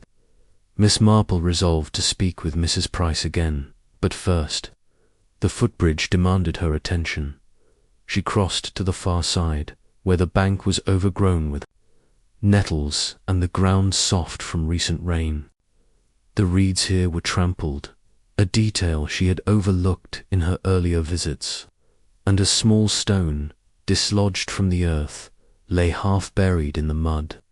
She pictured Eliza's body, tangled in the reeds, her blue shawl caught on a thorn downstream. The scuff mark, the trampled reeds, the stone, these were signs of a struggle or of a body hastily placed. Miss Marple's heart quickened, but her expression remained serene, her mind sifting through possibilities as she straightened. A figure emerged from the path, Mrs. Price herself, her basket laden with vegetables from the market. The baker's wife froze at the sight of Miss Marple and Dolly, her cheeks flushing as if caught in a misdeed. "Oh, Miss Marple, Mrs. Bantry," she stammered, clutching her basket. "I didn't expect to see you here. Just taking the shortcut home." Miss Marple smiled, her demeanour as disarming as ever. "A lovely evening for a walk, Mrs. Price, though the bridge is a sombre place these days. We were just thinking of poor Elisa. You saw her here, didn't you, that night?" Mrs. Price's hands tightened on her basket, and her eyes darted to the river. Yes, I did," she said, her voice high-pitched. "With Thomas, like I told the inquest. They were arguing, and he stayed after she left. I saw him clear as day." Miss Marple tilted her head, her tone gentle but probing. "Clear as day, you say? Though it was dusk, wasn't it? The light can play tricks, especially by the river. And you were coming from the church, I believe, quite a distance. It's easy to mistake one figure for another." Mrs. Price's flush deepened, and she shifted her weight, her apron fluttering in the breeze. "I know what I saw," she insisted, but her voice wavered. "It was Thomas. My husband says I've a good eye for detail, and I wouldn't lie, not under oath." "Of course not," Miss Marple said, her smile reassuring. "But villagers, you know, can press one to see things a certain way. Your husband, Mr. Price, he's a man who likes order, isn't he? He might have encouraged you to speak, to help the village find peace." Mrs. Price's eyes widened, and for a moment Miss Marple thought she might bolt. But the baker's wife drew a shaky breath, her words tumbling out. "He did say it was my duty," she admitted, her voice low. "He said the village needed someone to blame, and Thomas was the likely one, with his temper and all. But I did see a man, Miss Marple, I swear, only it was dark, and I wasn't as close as I made out. I didn't want to seem uncertain at the inquest." Miss Marple nodded, her expression sympathetic but her mind racing. Mrs. Price's admission was a crack in the case's facade, revealing the pressure behind her testimony. Mr. Price, with his desire for order, had shaped her words, turning a vague sighting into a damning accusation. The cloaked woman Billy had seen, not Thomas, was the true figure by the river, and Mrs. Price's error or manipulation had obscured that truth. "You've been very brave." "Mrs. Price," Miss Marple said, patting her arm, "it's not easy to speak in such times. Go home now, and don't worry.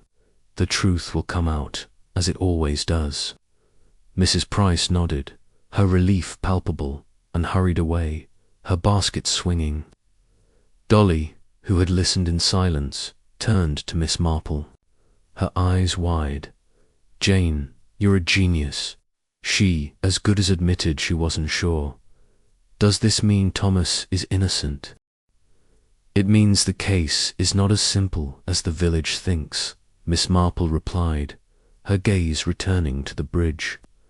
Mrs. Price saw what she was told to see, but Billy Tanner saw something else. A woman, not a man. The footbridge, Dolly, is where the truth was staged, and we're closer to understanding how they walked along the bank, Miss Marple's eyes scanning the ground for further clues. The trampled reed suggested a body had been placed, not swept, into the water, and the scuff mark on the bridge hinted at a hurried act.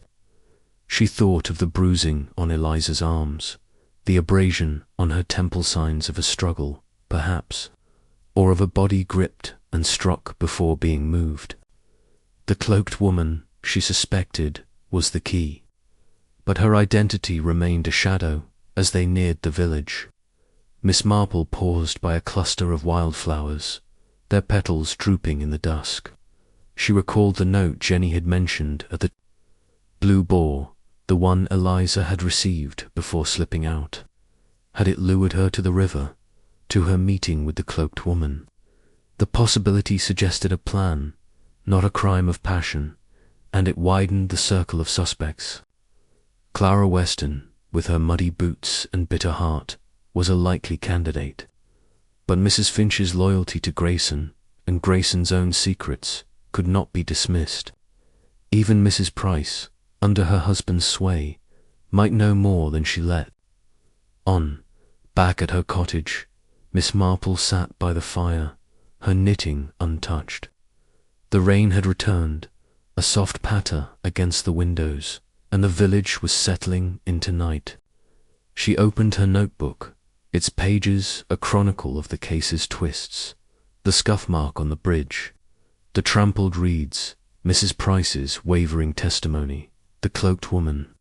She added a new entry, the note at the Blue Boar, a possible law.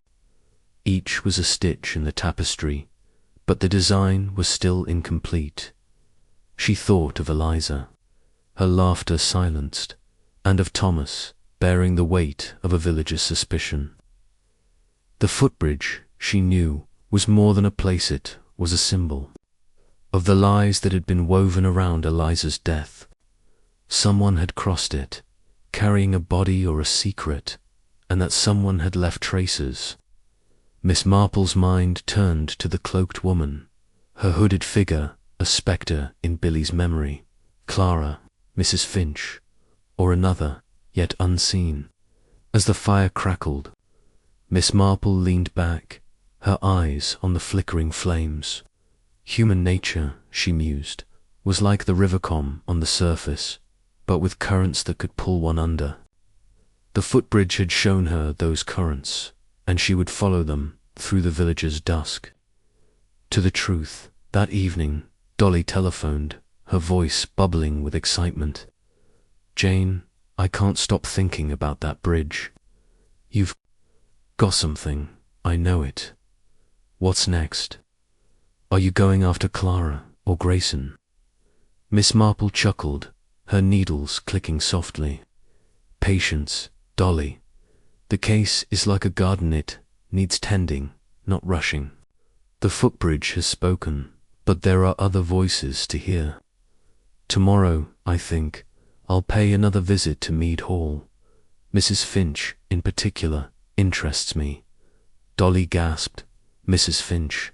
Jane, you're incorrigible. But if anyone can unravel this, it's you."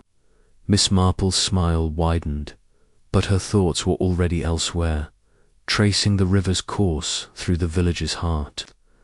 The footbridge at dusk had revealed a truth, but it was only one piece of the puzzle, and Miss Marple, with her quiet ways and her knack for seeing the stitches others missed, was determined to find the rest. Chapter 8. The widower's burden. The morning broke over St. Mary's Mead with a tentative sun, its rays piercing the mist that curled around the village like a gossamer shroud. The air was crisp, carrying the scent of wet grass and the faint tang of wood smoke, as if the village were exhaling after days of holding its breath. Miss Jane Marple, her black lace mittens tucked into her reticule, walked the path to Mead Hall with a purpose masked by her usual air of gentle curiosity. The case of Eliza Thorne's murder had grown more intricate with each passing day, its threads weaving a tapestry of jealousy, fear, and hidden motives. Today, she hoped to tug at a new thread, one that led to Mr. Grayson, the widower whose polished exterior concealed a burden she was determined to uncover. Mead Hall loomed at the village's edge, its red brick facade softened by ivy but imposing in its solitude. The rose beds, still vibrant despite the season's turn, nodded in the breeze, and the river, glinting beyond the lawn, was a constant reminder of Eliza's fate. Miss Marple's visits to the hall had already yielded Cluster's scrap of blue fabric, Mrs. Finch's sharp disapproval, Grayson's guarded unease, but she sensed the house held more secrets, locked in its silent rooms and the hearts of those who served it. Her pretext today was a follow-up on the roses, a topic innocuous enough to lower defenses. But her true aim was to probe deeper into Grayson's connection to Eliza and the housekeeper's role in the household's dynamics.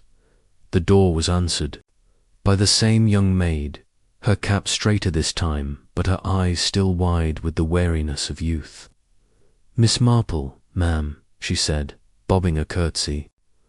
"I'll see if Mr. Grayson's in. He's been busy since the inquest." Miss Marple smiled, her expression as soothing as a summer breeze. "No hurry, my dear. I'm only here to thank him for his advice on the roses. I'll wait in the hall, if I may." The hall was as grand as she remembered, its polished floor reflecting the light from a chandelier that hung like a frozen cascade. A grandfather clock ticked in the corner, its rhythm a counterpoint to the silence that seemed to permeate the house.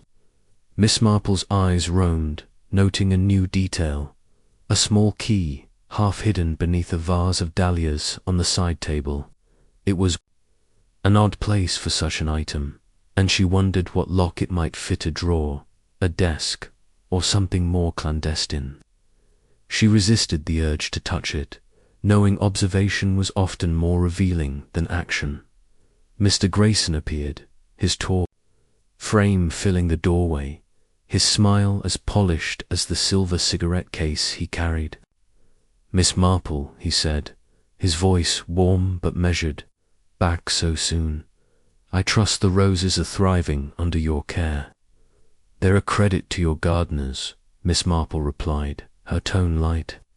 "I thought I'd stop by to share some cuttings from my own garden, nothing grand, but a gesture of thanks. And, if I'm honest, I've been thinking of poor Eliza. Her loss must weigh heavily here." Grayson's smile flickered, a crack in his composure, but he gestured toward the drawing room. "A kind thought," he said. "Let's have tea, and we can talk. Eliza's death has been a shock, as you can imagine." The drawing room was unchanged, its portraits and velvet upholstery exuding an air of faded grandeur. The fire was lit again, its crackle a faint defiance against the morning's chill. And Miss Marple settled into a chair, her reticule in her lap. Grayson rang for Mrs. Finch, and the housekeeper appeared promptly, her face as closed as a locked gate. Her grey bun was immaculate, but her eyes, sharp and unyielding, lingered on Miss Marple with a hint of suspicion.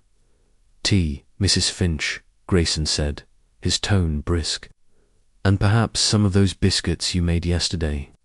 Miss Marple is here to discuss the gardens, but we've touched on Eliza's passing." Mrs. Finch's lips thinned, and she nodded curtly. "As you wish, sir." Her footsteps were sharp as she left, and Miss Marple noted the tension in her posture, as if every word about Eliza was a needle in her side. Grayson leaned back, his fingers toying with the cigarette case.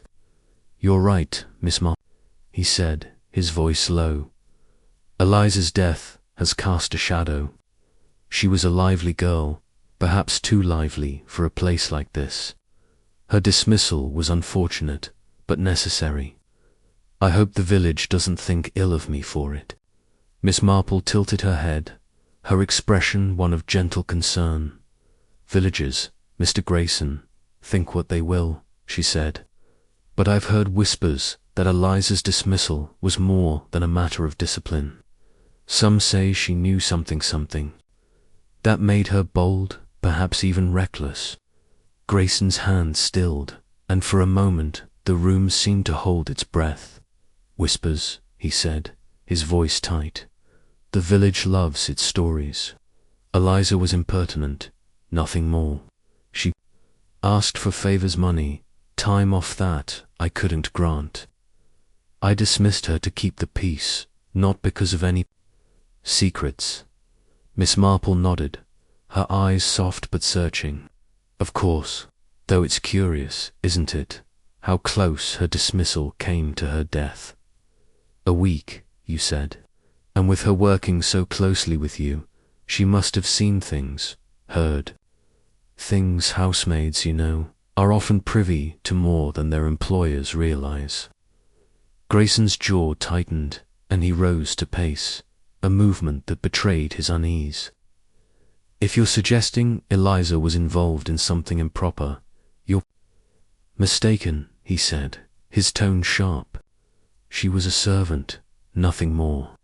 I treated her kindly, perhaps too kindly, if it gave her ideas above her station. Before Miss Marple could respond, Mrs. Finch returned with the tea tray, her presence a silent interruption. She poured with mechanical precision, but her hands trembled slightly, and Miss Marple caught a glance between her and Gressona, fleeting exchange, laden with meaning. The housekeeper retreated, but not before her eyes flicked to Miss Marple, a warning in their depths. As they sipped tea, Miss Marple steered the conversation to lighter topics, the roses, the village fete, but her mind was on the key in the hall, the glance between Grayson and Mrs. Finch, and the widower's defensive tone.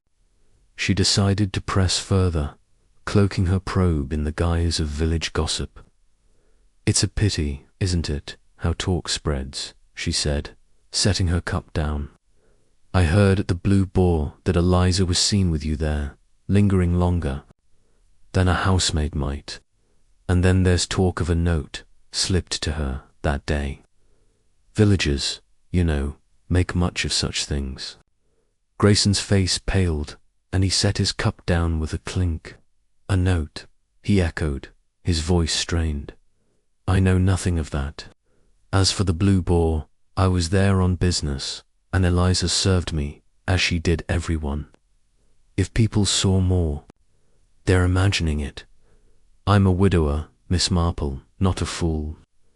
Miss Marple's smile was apologetic, but her eyes were keen.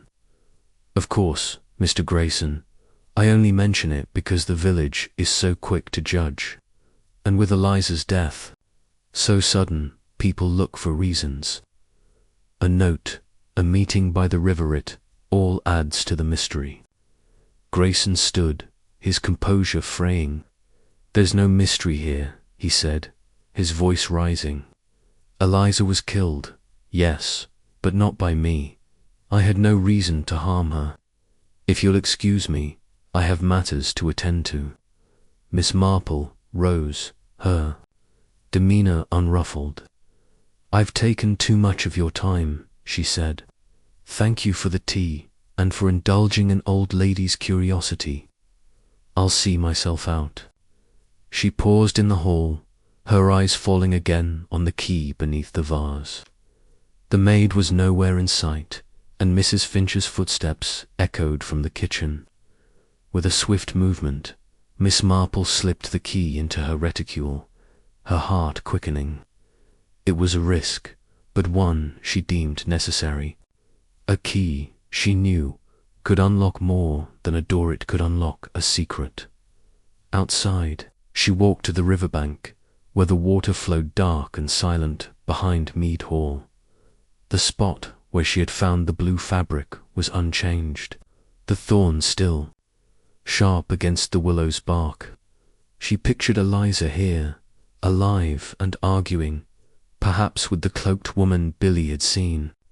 The key, the note, Grayson's agitation, these were new pieces in the puzzle, and they pointed to a truth buried in the widower's burden. Her next move was to speak with Mrs. Finch alone, a task that required delicacy. She returned to the village, her steps slow but purposeful, and devised a plan. Under the pretense of returning a borrowed gardening book, she would call at Mead Hall later, when Grayson was likely to be out. Mrs. Finch, she sensed, was the linchpin of the household, and her loyalty to Grayson might hide a deeper motive. At her cottage, Miss Marple sat by the window, the key resting on her table like a talisman. She opened her notebook, its pages a chronicle of the case's twists. The key in the hall. Grayson's denial of the note, Mrs. Finch's glance, the blue boar's rumours. She added a new entry, the possibility of a locked secret, perhaps in Grayson's study or a hidden drawer. The widower's burden, she mused, was not just Eliza's death, but what she had known and what she had threatened to reveal. That afternoon, she returned to Mead Hall, the gardening book tucked under her arm. Grayson was absent, as she had hoped, attending a meeting in the next town, and the maid led her to the kitchen, where Mrs. Finch was rolling dough. The housekeeper's face hardened at the sight of Miss Marple, but she wiped her hands and accepted the book with a curt nod. "I won't keep you," Miss Marple said, her tone warm. "I only wanted to return this and ask about your lavender border. It's quite splendid, though I confess I've been thinking of Eliza. She must have been a challenge, with her bold ways." Mrs. Finch's eyes narrowed, and she set the book aside with a thud. "Eliza was trouble," she said, her voice low. "I told Mr. Grayson as much. She'd poke into things, letters, papers that weren't her business. I caught her once in his study, reading something she shouldn't. I told her to leave it be, but she laughed, said she knew something that'd shake the hall." Miss Marple's heart quickened, but her expression remained serene. "Something that'd shake the hall," she echoed. "How curious. Did she say what it was?" Mrs. Finch's hands stilled, and for a moment Miss Marple thought she might retreat. But the housekeeper's anger spilled over, her words sharp. "She didn't say, and I didn't ask, but she was bold, too bold. I told Mr. Grayson, and he dismissed her. Good riddance, I thought. Then she turned up dead, and now the village is sniffing around, asking questions." Miss Marple nodded, her eyes soft but searching. "It must be trying, with so much talk. I heard someone saw a woman by the river that night, near the footbridge. A cloak, they said. It's probably nothing, but villagers do notice such things." Mrs. Finch's face paled, and her hands gripped the table. "A cloak," she said, her voice barely above a whisper. "I know nothing of that. I was here, working. You'd do better to ask that Western girl she was always skulking about, jealous as sin."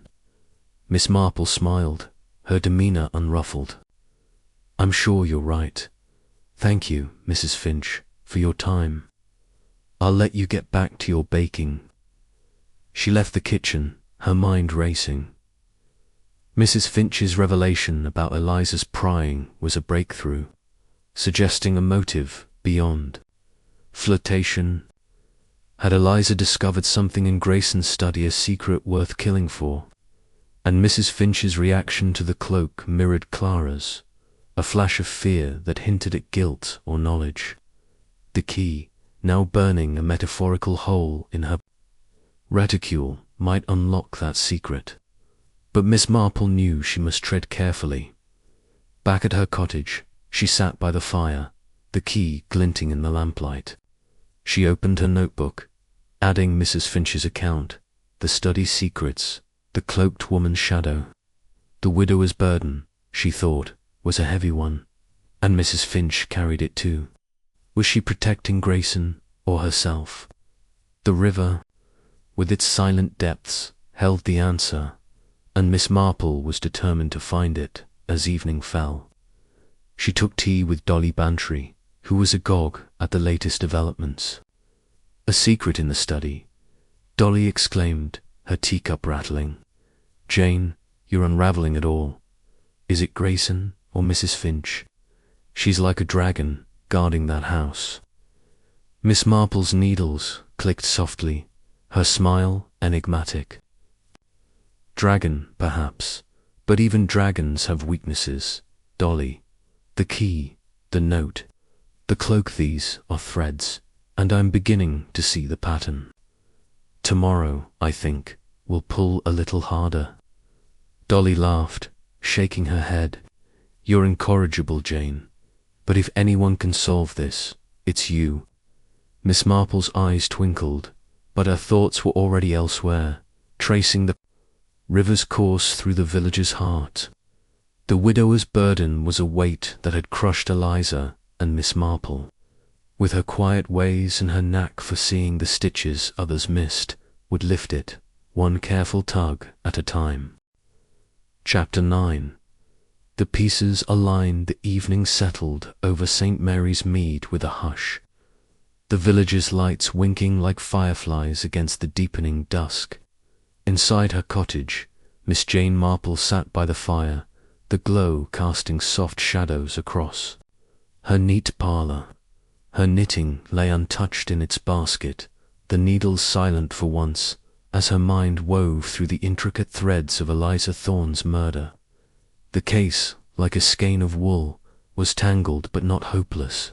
Each clue, each conversation, had brought her closer to the pattern she sought. Tonight, with the village asleep and the river flowing silently beyond her window, she felt the pieces beginning to align, though the final shape remained just out of reach. Her notebook lay open on the table, its pages a map of the cases, twists and turns. The scrap of blue fabric from Mead Hall, Clara Weston's muddy boots, Billy Tanner's cloaked woman, Mrs. Finch's revelation about Eliza's prying. The key now hidden in her reticulage was a stitch in the tapestry, but the design was incomplete. Miss Marple's sharp blue eyes, undimmed by the late hour, traced her latest entries, the note at the Blue Boar, Grayson's agitation, the scuff mark on the footbridge. These were not random threads, but parts of a deliberate weave, and she sensed the truth was near. Like a melody heard faintly through a closed door, she leaned back, her hands folded in her lap, and let her thoughts drift to Eliza. The girl had been a spark in the village, her laughter and ambition lighting up its quiet corners. Yet that spark had ignited something darker: jealousy in Clara, fear in Grayson, resentment in Mrs. Finch. The river, with its deceptive calm, had claimed her, but not by accident. The absence of water in her lungs, the bruising on her arms, the abrasion on her temple, these were signs of a calculated act, a murder staged to look like a drowning. Miss Marple's mind turned to the cloaked woman, seen by Billy near the willow.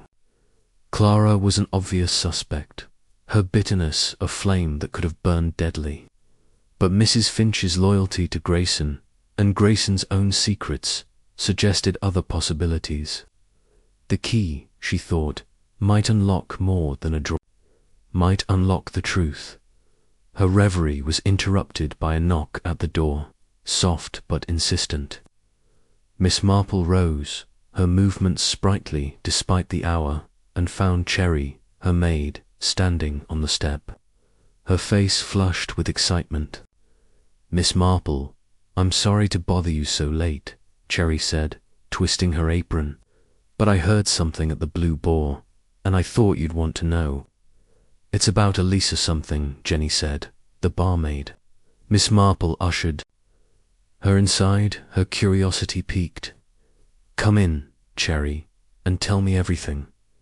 No detail is too small." They settled by the fire, Cherry perching on the edge of a chair, her eyes wide. Jenny was talking to the cook, not knowing I was nearby.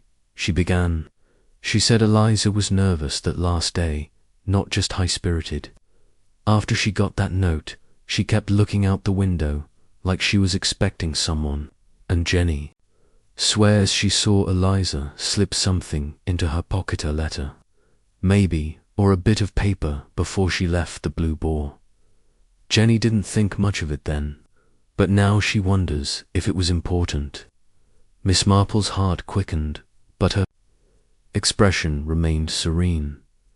"A letter," she murmured. "That's very interesting, Cherry." Did Jenny say anything else about who might have given her the note, or where Eliza went after? Cherry shook her head, her curls bouncing. No, ma'am. It was a busy night, and Jenny was rushed. But she said Eliza seemed scared, almost. Like she knew something was wrong. That's all I heard before they noticed me and changed the subject. Miss Marple patted Cherry's hand, her smile warm. You've done well, my dear. This could be important. Now, off to bed with you. Late, and you've a busy day tomorrow. Cherry left, her step lighter, and Miss Marple returned to her chair, her mind racing. The letter, if it existed, was a new clue, one that suggested Eliza had been lured to the river with intent. Had it been a threat, a promise, or a plea? And where was it now? The river, she suspected, had claimed it, as it had claimed Eliza's life, but the fact of its existence shifted the case's balance. Eliza's fear, her secrecy, pointed to a confrontation she had anticipated, and one that had ended in her death. Miss Marple opened her notebook and added the letter, underlining its significance. She reviewed the case's elements. Clara's jealousy, fueled by Thomas's betrayal. Grayson's dismissal of Eliza, timed too closely to her death. Mrs. Finch's claim that Eliza had pried into Grayson's papers, threatening to shake the hall. Billy's cloaked woman, arguing with Eliza by the willow. The scuff mark on the footbridge, suggesting a body dragged. The blue fabric near Mead Hall, matching Eliza's shawl. Each clue was a piece, but the picture they formed was still blurred. She closed her eyes, letting the village's secrets drift through her mind. Like leaves on the river, her thoughts turned to Mrs. Finch. The housekeeper's loyalty to Grayson was a fortress, but fortresses, Miss Marple knew, often hid cracks. Mrs. Finch's reaction to the cloaked woman, a paling face, a trembling hand, had mirrored Clara's, suggesting knowledge or guilt. And her revelation about Elise's prying hinted at a motive beyond mere disapproval. Had Eliza discovered something in Grayson's study of financial irregularity, a personal scandal that threatened the widower's standing? And had Mrs. Finch, protector of the household, acted to silence her? Grayson himself was another puzzle. His polished exterior, fraying under Miss Marple's gentle probes, concealed a man with much to lose. His presence at the Blue Boar, his lingering glances at Eliza, suggested an attachment he denied, and his dismissal of her for insubordination felt like a half-truth.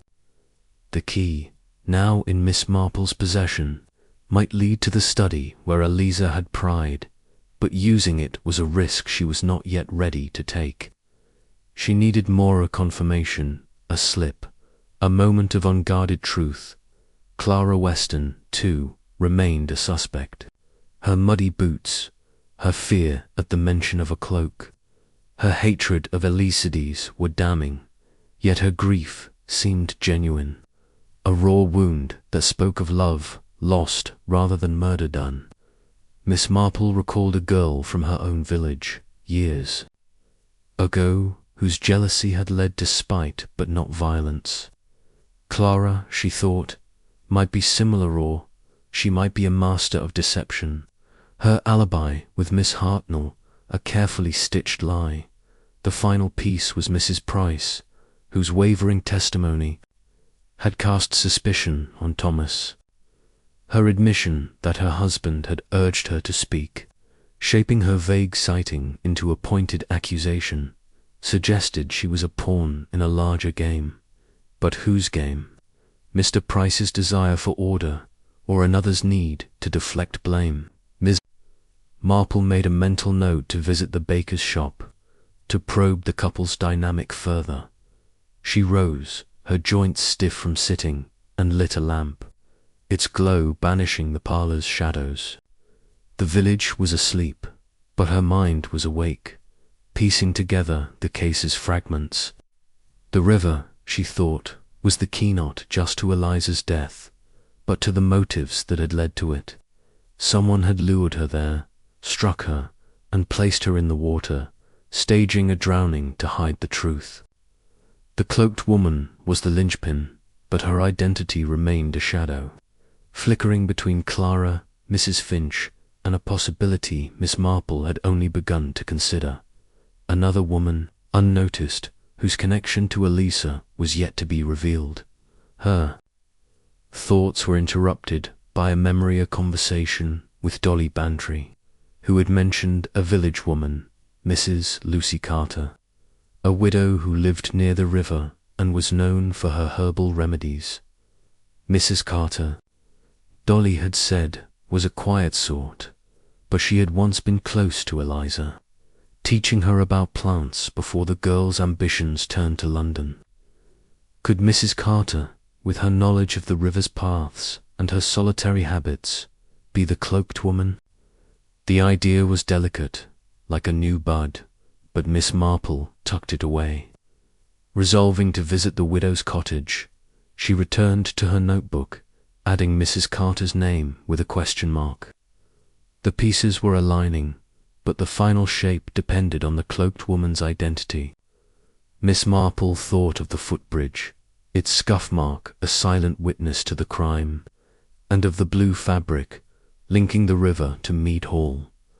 The letter, if it could be found, might name the killer, but she suspected it was lost to the current. Like so much else, as the fire died to embers, Miss Marple closed her notebook and stared into the flames. Human nature, she mused, was like a river calm on the surface, but with depths that could drown. Eliza had stirred those depths, and someone had ensured she would not surface. The key in her reticule, the letter in Jenny's tale, the cloak in Billy's memory, these were the tools she would use to plumb those depths, to bring the truth to light. The next morning, Miss Marple rose early, her resolve as firm as the dawn. She dressed in her usual black, her hat pinned with care, and set out for the baker's shop, where Mrs. Price was sweeping the doorstep. The baker's wife looked up, her face paling at the sight of Miss Marple, but she managed a smile, her hands twisting her broom. "Good morning, Mrs. Price," Miss Marple said, her voice warm. "I thought I'd stop by for some of your excellent rolls, and perhaps a word, if you've a moment." Mrs. Price hesitated, glancing toward the shop, but nodded. "Of course, Miss Marple, come in. I'll fetch the rolls." Inside, the air was thick with the scent of yeast and sugar, and Mr. Price, a stout man with a stern face, was arranging loaves behind the counter. Miss Marple greeted him politely, then turned to Mrs. Price, who was wrapping a dozen rolls in paper. "I've been thinking of our talk by the footbridge," she said, her tone gentle. "You were so kind to share your thoughts. It must be difficult, with the village so unsettled. I wonder if you've remembered anything else about that night, or what you saw." Mrs. Price's hands fumbled with the paper, and her eyes darted to her husband, who was watching from the counter. I told you everything," she said, her voice high. "It was a man, like I said. I thought it was Thomas, but it was dark. I didn't mean to cause trouble." Mr. Price stepped forward, his expression hard. "My wife's said her piece, Miss Marple," he said. "She did her duty at the inquest. No need to stir things up." Miss Marple's smile was disarming, but her eyes were keen. "Of course, Mr. Price, I only thought a fresh memory might help. Villagers, you know, can cloud one's judgment, and you're both so respected here. It's natural to want justice, isn't it?" Mr. Price's jaw tightened, but he nodded, retreating to the counter. Mrs. Price, her cheeks flushed, handed Miss Marple the rolls, her voice low. "I didn't see much, truly," she whispered, "but my husband said it was important to speak. to keep the village calm. I wish I'd stayed quiet. Miss Marple patted her hand, her touch light. You've done no harm, my dear. The truth will sort itself out. Thank you for the rolls, they're splendid. She left the shop, her mind cataloguing the exchange. Mr. Price's influence was clearer now, a force that had shaped his wife's testimony to fit the villagers' need for a culprit. Mrs. Price's regret, though, suggested she knew more, a detail she had suppressed, fearing her husband's disapproval. Miss Marple resolved to watch the couple, but her next step was Mrs. Carter's cottage, where the widow's quiet life might hide a connection to Eliza. Mrs. Carter's home was a small, ivy-clad dwelling near the river, its garden a riot of herbs and wildflowers. Miss Marple knocked, her pretext a request for a lavender remedy, and was greeted by a woman of 60, her hair silver and her eyes kind but guarded. Mrs. Carter invited her in, and they sat in a parlour filled with dried herbs and books on botany, the air heavy with the scent of sage. You knew Eliza Thorne, I believe, Miss Marple said, after praising the lavender. She was fond of your garden, wasn't she? Mrs. Carter's hands stilled, a sprig of rosemary crumbling in her fingers. She was, she said, her voice soft, a bright girl full of questions. She'd come here, ask about plants, talk of her dreams. I liked her, though she was restless. Last I saw her was a week before she died. She seemed troubled, said someone was watching her. I told her to be careful, but she laughed it off. Miss Marple's heart quickened, watching her. She echoed, "Did she say who?" Mrs. Carter shook her head. No, but she was nervous, clutching a bit of paper. I thought it was nothing, just a girl's fancy. Now I wonder. Miss Marple thanked her, her mind racing.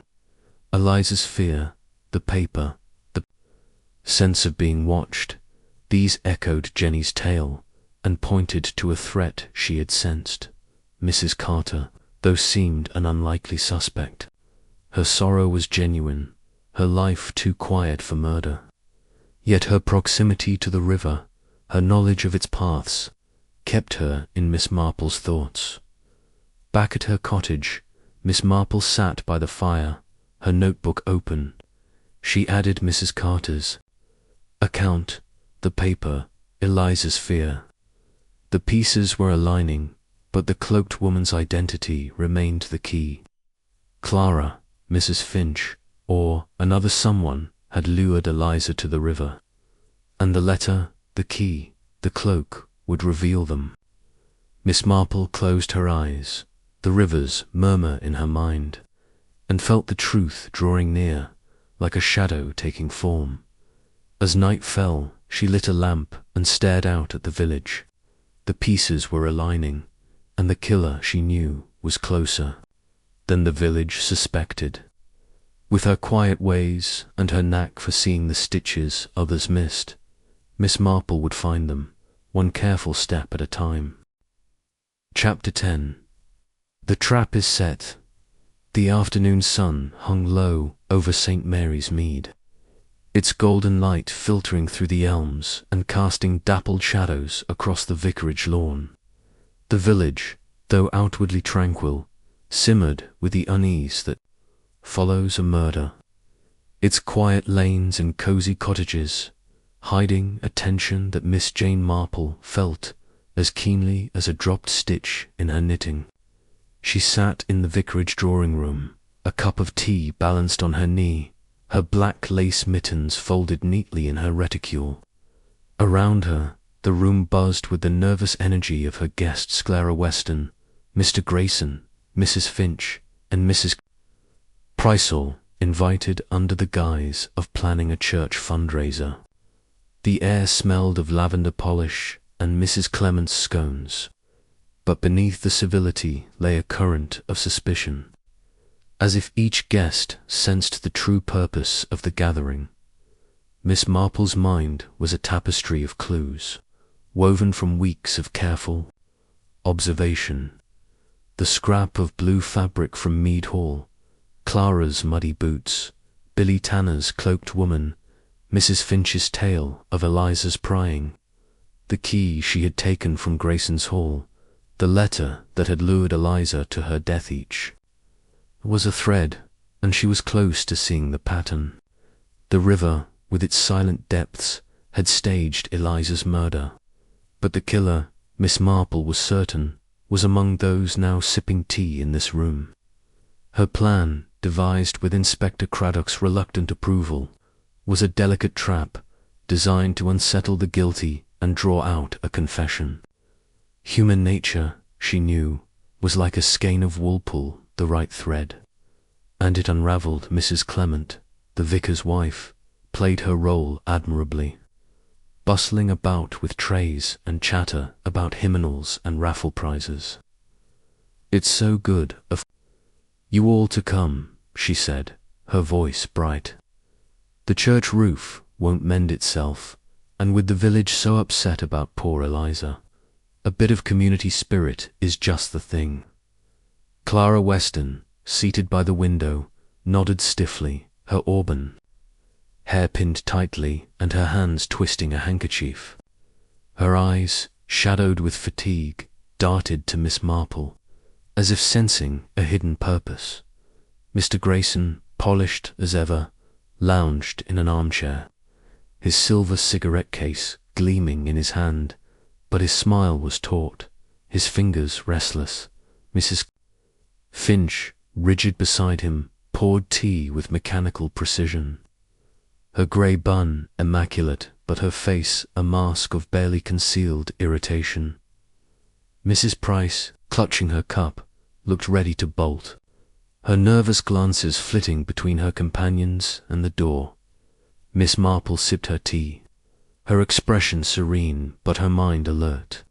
"It's a comfort, isn't it, to come together in such times," she said, her voice gentle, "though I confess Eliza's death weighs on me. The inquest was so troubling, those bruises, the way she was found in the river. It's hard to believe it was an accident." The room stilled, the clink of china fading. Clara's handkerchief tightened in her grip, and Grayson's cigarette case snapped shut with a click. Mrs. Finch's teapot hovered, a drop spilling onto the tray, while Mrs. Price's cup rattled in its saucer. Miss Marple noted each reaction, her eyes soft but searching. "It was no accident," Grayson said, his tone clipped.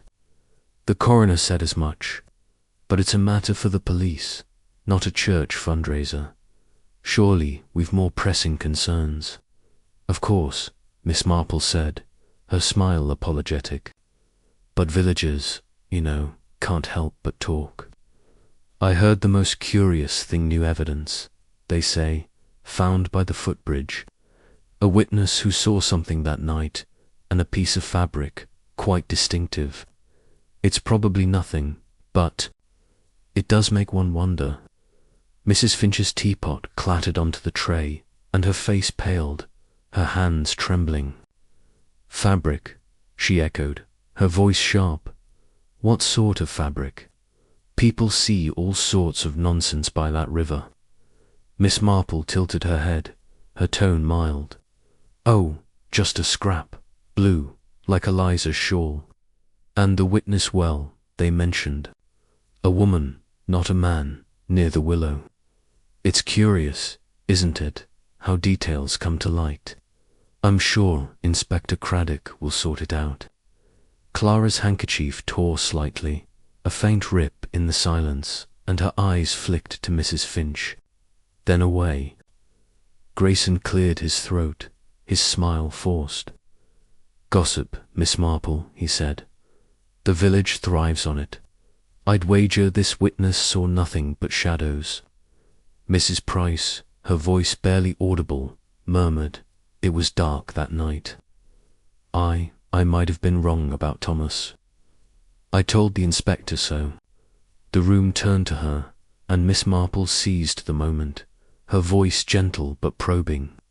"You were very brave to speak, Mrs. Price," she said, "and braver still to admit a mistake. The light by the river is so tricky, isn't it? One might see a man or a woman in a cloak and mistake one for the other." Mrs. Finch stood abruptly, her chair scraping the floor. "This is nonsense," she snapped. "I've work to do at the hall. If you'll excuse me, Mrs. Clement, please." "Mrs. Finch," Miss Marple said, her tone soothing but firm. "Do stay. We're all here to help the village, and your ideas for the fundraiser are so valued. Besides, it's only talk. Though I did hear something else about a letter Eliza received at the Blue Boar. It seems she was expecting someone that night. It's all so puzzling." Mrs. Finch froze, her hand on the chair, and Grayson's cigarette case fell to the floor with a clatter. Clara's breath caught, and Mrs. Price's cup tipped, spilling tea onto her lap. Miss Marple watched them all, her heart quickening but her face serene. The trap was working, its subtle barbs pricking at the guilty conscience she knew was in the room. Mrs. Clement, sensing the tension but unaware of the plan, bustled forward with a napkin for Mrs. Price. "Oh dear, let me help," she said. "Miss Marple, you do have a way of stirring things up. Let's talk of pleasanter things, perhaps the raffle prizes." Miss Marple nodded, but her eyes never left her guests. "Of course, Margaret," she said, "though I can't help but think of Eliza, so full of life, and that letter. It's as if she knew something or someone was waiting by the river. It's a mercy we have Inspector Craddock to look into it." The mention of the inspector was the final tug, and Mrs. Finch's composure cracked. "Enough of this," she said, her voice rising. "You're fishing, Miss Marple, and I won't have it. I was at the hall that night, as I always am. I know nothing of letters or cloaks or fabric. If you've something to say, say it." Miss Marple's smile was disarming, but her eyes were keen. "My dear Mrs. Finch, I'm only an old lady who hears too much gossip. But the river, you see, keeps no secrets. That fabric, that witness, they're real, and they point to someone who was there with Eliza when she died." Grayson stood, his face pale but his voice steady. "This is intolerable," he said. "I won't sit here and be accused. Eliza was a servant, nothing more. Her death is tragic, but it has nothing to do with Mead Hall." Clara, her voice trembling, spoke for the first time. "Nor with me," she said. "I hated Eliza, I won't deny it, but I was home, working. Miss Hartnell can tell you. Why do you keep looking at me, Miss Marple?" Miss Marple raised a hand, her gesture calming. "Look at everyone, my dear, because the truth is shy. It hides in glances, in words unspoken. But it will come out, as it always does." The meeting ended soon after, the fundraiser plans forgotten in the wake of Miss Marple's probing. Mrs. Clement, flustered but oblivious, saw the guests out, while Miss Marple lingered, her eyes on Mrs. Finch. The housekeeper's agitation was palpable, her hands clenching as she donned her coat. Miss Marple noted her glance toward the river, a fleeting look that spoke of fear or guilt. That evening, Miss Marple met with Inspector Craddock at the village hall, a cramped room lit by a single lamp. The inspector, though sceptical of her methods, had agreed to her plan, stationing men near the footbridge to watch for any suspicious moves. "You've stirred the pot, Miss Marple," he said, his voice gruff but respectful, "but I hope you know what you're doing. If this backfires, we'll have a mess on our hands." Miss Marple's smile was serene. "Human nature, Inspector. is predictable in its unpredictability. Someone in that room knows the truth, and I've given them a nudge. The guilty, you see, can't resist tidying up their mistakes. Cradock's men hidden in the willows. Reported back at midnight. Mrs. Finch had been seen near the footbridge, her heavy cloak unmistakable in the moonlight. She had paused by the reeds, her hands fumbling with something, a bundle, perhaps, or a piece of fabric, before tossing it into the river. The men retrieved it before it sank, a dark cloak, its fibres matching the scrap of blue shawl found near Mead Hall. Mrs. Finch, caught in the act, had struggled briefly, her face a mask of defiance, before Cradock's men brought her to the hall. Miss Marple, summoned despite the hour, faced the housekeeper across a table, her demeanour as calm as the river at dawn. Mrs. Finch's grey bun was askew, her eyes wild but resolute, and Cradock stood nearby, his notebook open. Mrs. Finch, Miss Marple said, her voice gentle, the cloak tells a story, and so does the river. Will you tell us yours, or shall we piece it together? Mrs. Finch's lips trembled, and for a moment Miss Marple thought she might hold firm, but the weight of the evidence, the cloak, the witness, the trap, proved too heavy. It wasn't meant to happen, she whispered, her voice breaking. Eliza, she knew too much. I only wanted to protect him. Miss Marple leaned forward, her eyes soft but unyielding. Protect Mr. Grayson, you mean, she said. What did Eliza know, Mrs. Finch?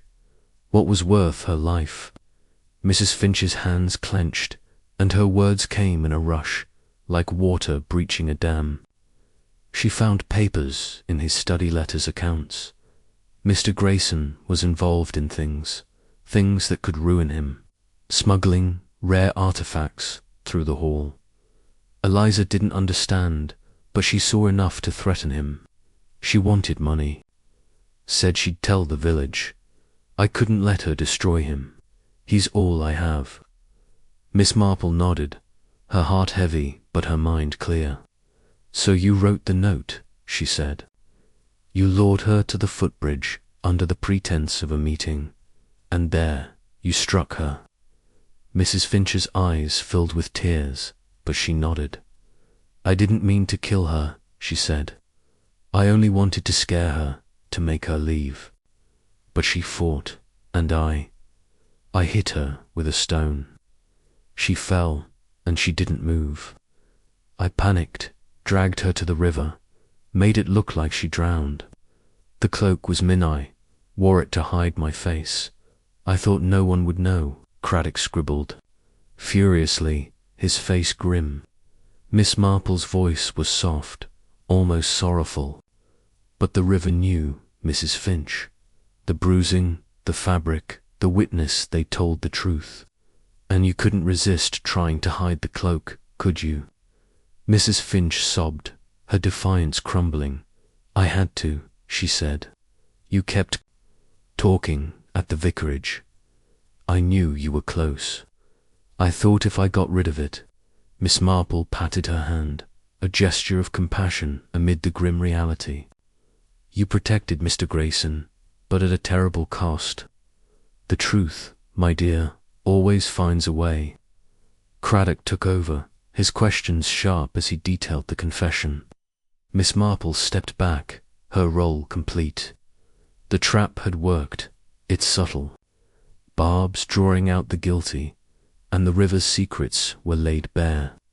She thought of Eliza, her dreams extinguished, and of Thomas, soon to be freed. The village would heal in time, but its scars would remain. Back at her cottage, Miss Marple sat by the fire, her notebook closed. The key, now returned to Cradock, had played its part, as had the letter, the cloak, the trap. The pieces had aligned, and the killer was caught. She thought of Mrs. Finch, driven by loyalty to a desperate act, and of Grayson, whose secrets, had sparked the tragedy. Human nature, she mused, was like the river, beautiful but dangerous when stirred. As the village slept, Miss Marple lit a lamp and stared out at the night. The trap was set, and the truth had sprung it. With her quiet ways and her knack for seeing the stitches others missed, she had unravelled the case, one careful tug at a time. Chapter 11. The Confession. The village hall of St. Mary's Mead, usually a place of jumble sales and parish meetings, stood sombre under the grey dawn light, its windows reflecting the heavy clouds that had gathered overnight. Inside, the air was thick with the scent of old wood and damp coats, and a single lamp cast a harsh glow across the worn table where Mrs. Finch sat, her hands clasped as if in prayer. Miss Jane Marple, seated opposite, her black lace mittens folded in her lap, observed the housekeeper with a gentle but unyielding gaze. Inspector Craddock stood by the door, his notebook open, his face a mask of professional resolve. The cloak, retrieved from the river and now draped over a chair, was a silent witness to the truth that had finally surfaced, its dark folds stained with the guilt of Eliza Thorne's murder. Mrs. Finch, her grey bun askew and her eyes red-rimmed, seemed diminished, as if the confession she had begun the previous night had drained her of the fierce loyalty that had defined her. The village, still waking to the news of her arrest, buzzed with shock, but here, in the hall's stark confines, there was only the weight of truth and the quiet rhythm of Miss Marple's questions. The trap, set so carefully at the vicarage, had sprung, and now the full story of Eliza's death was unfolding, thread by thread, like a tapestry unravelling under careful hands. Miss Marple's voice, soft but clear, broke the silence. "Mrs. Finch," she said, "you've told us you acted to protect Mr. Grayson, that Eliza knew something that threatened him. But we need the whole truth, my dear, for Eliza's sake and for your own.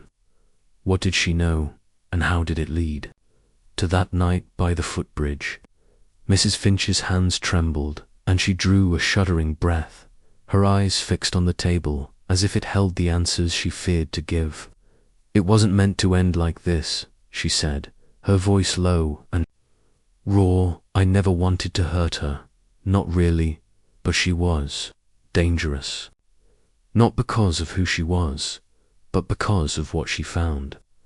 I couldn't let her destroy him." Miss Marple nodded, her expression one of compassion tempered by resolve. "Mr. Grayson, you mean? The smuggling, the artifacts. Tell us, Mrs. Finch, how did Eliza come to know of it?" Mrs. Finch's lips quivered, and she glanced at Craddock, who remained impassive, his pen poised. "It started months ago," she began, her words halting. "Mr. Grayson, he's a good man, but he's had troubles. Debts, from before I came to the hall. He found a way to settle them rare artifacts, smuggled through the estate. They came in crates, marked as furnishings, and he'd send them on to buyers in London. I helped, sometimes, moving papers, keeping the staff away. It was quiet work, and no one suspected. Until Eliza." Miss Marple's eyes sharpened, but her voice remained gentle. "Eliza was curious, wasn't she? She worked closely with you, saw things she shouldn't have." Mrs. Finch nodded, her hands clenching. "She was too bold, always poking about. One day I caught her in the study, reading a letter from one of the buyers. It mentioned a statue, a shipment due that week. She didn't understand it all, but she knew enough to ask questions. I told her to mind her place, but she laughed, said she could make trouble if she wanted. I thought she was teasing, but then she started demanding things, money," Miss Marple said, her tone soft but certain. She threatened to expose Mr. Grayson unless he paid her. Mrs. Finch's eyes filled with tears, and she nodded again. She asked for shillings at first, small amounts. Mr. Grayson gave them, thinking it'd keep her quiet. But she got greedier, wanted more, enough to leave the village, go to London. She said she'd tell the authorities, ruin him.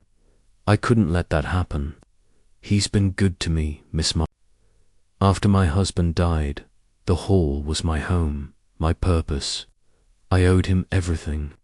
Miss Marple's heart ached, but her mind was clear, piecing together the motive that had driven a loyal woman to murder. So you decided to act, she said. The note at the Blue Boar, that was your doing, wasn't it? You lured Eliza to the footbridge. Mrs. Finch's shoulders slumped, and her voice dropped to a whisper. I wrote it that afternoon, slipped it to her when she was serving. I said Mr. Grayson wanted to meet her to settle things. I knew she'd come. She was too eager for money to refuse. I wore the cloak, my old one, to hide my face. I didn't plan to kill her, I swear. I only wanted to frighten her, make her promise to leave the village and never speak of what she knew. Miss Marple leaned forward slightly, her eyes searching. But it went wrong, didn't it? Tell us what happened, Mrs. Finch. By the willow, where Billy Tanner saw you.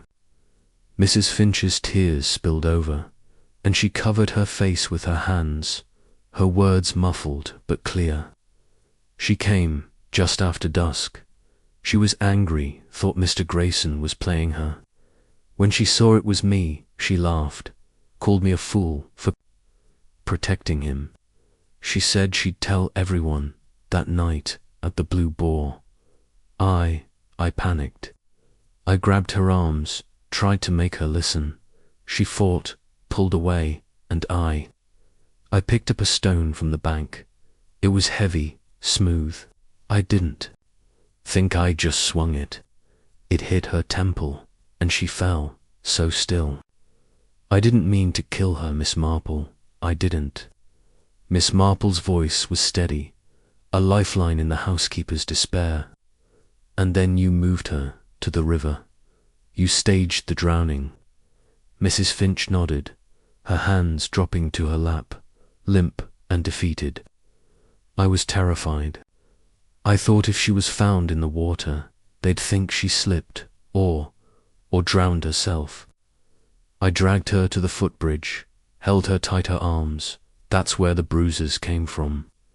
I pushed her into the reeds, let the current take. Her shawl caught on a thorn, and I tore a bit off, didn't notice till later. I went home, burned the note I'd written, and prayed no one would know. Miss Marple's eyes drifted to the cloak, its fibres matching the scrap she had found by Mead Hall. But the cloak, Mrs. Finch, she said. You kept it, and when I mentioned the fabric at the vicarage, you feared it would betray you. That's why you tried to throw it into the river last night. Mrs. Finch's sob was a broken sound, and she buried her face in her hands again. You kept talking, at the tea, she said, about witnesses, fabric, the footbridge. I knew you were close. I thought if I got rid of the cloak, it'd be over, but you were waiting, weren't you? You and the inspector. Miss Marple's smile was tinged with sorrow. Not waiting, my dear, but watching. The river, you see, doesn't keep secrets. The bruising, the shawl, Billy's sighting, they all pointed to you. And human nature, Mrs. Finch, has a way of betraying itself. You couldn't resist tidying up, could you? Craddock stepped forward, his voice firm but not unkind. Mrs. Finch, you'll need to come with us now. We'll take your statement formally, and Mr. Grayson will be questioned about the smuggling. You've done right to tell the truth. That'll go easier for you. Mrs. Finch rose, her movements slow, as if the confession had aged her. She looked at Miss Marple, her eyes pleading for understanding. "I didn't mean to hurt her," she whispered. "I only wanted to save him." "Tell me, Miss Marple, you have done the same for someone you loved?" Miss Marple's heart twisted, but her voice was steady. "Love, Mrs. Finch, can lead us astray, but it doesn't excuse taking a life.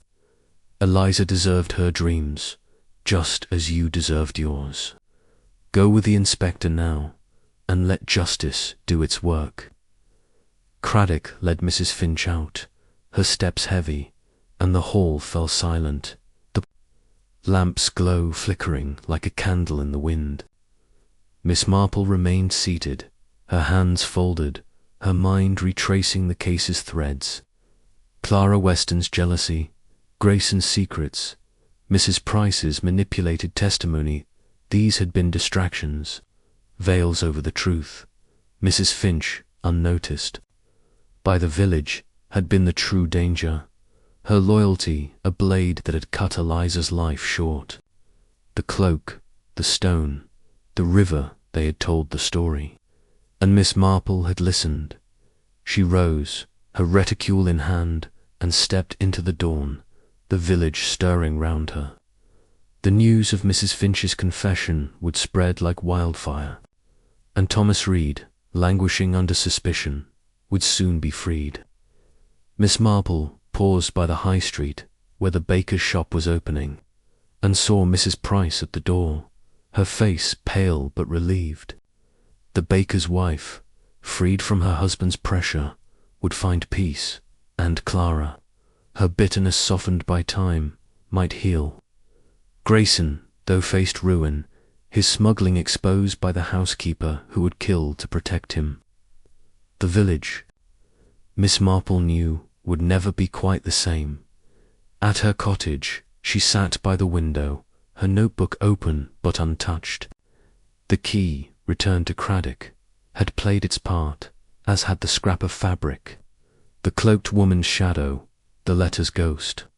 She thought of Eliza, her laughter silenced by ambition and greed, and of Mrs. Finch, whose love had twisted into a deadly knot. The river, with its dark currents, had carried the truth to light, and Miss Marple, with her quiet ways, had followed it. A knock at the door announced Dolly Bantry, her eyes wide with excitement. "Jane?" she exclaimed, bursting in. "I've just heard, Mrs. Finch." "You did it, you clever thing. Tell me everything. How did you know?" Miss Marple smiled, pouring tea from a pot kept warm. "It was the small things, Dolly," she said, her voice soft.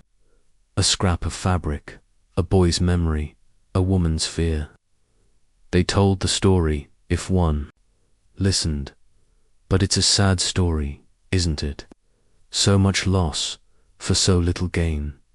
Dolly settled into a chair, her basket forgotten.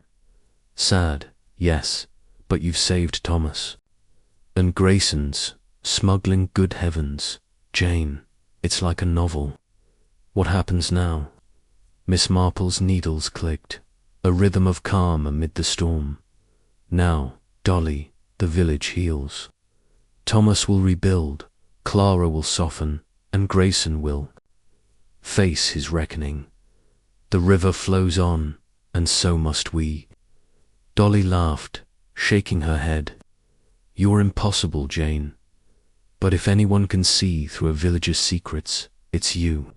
Miss Marple's eyes twinkled, but her thoughts were elsewhere, tracing the river's course through the village's heart.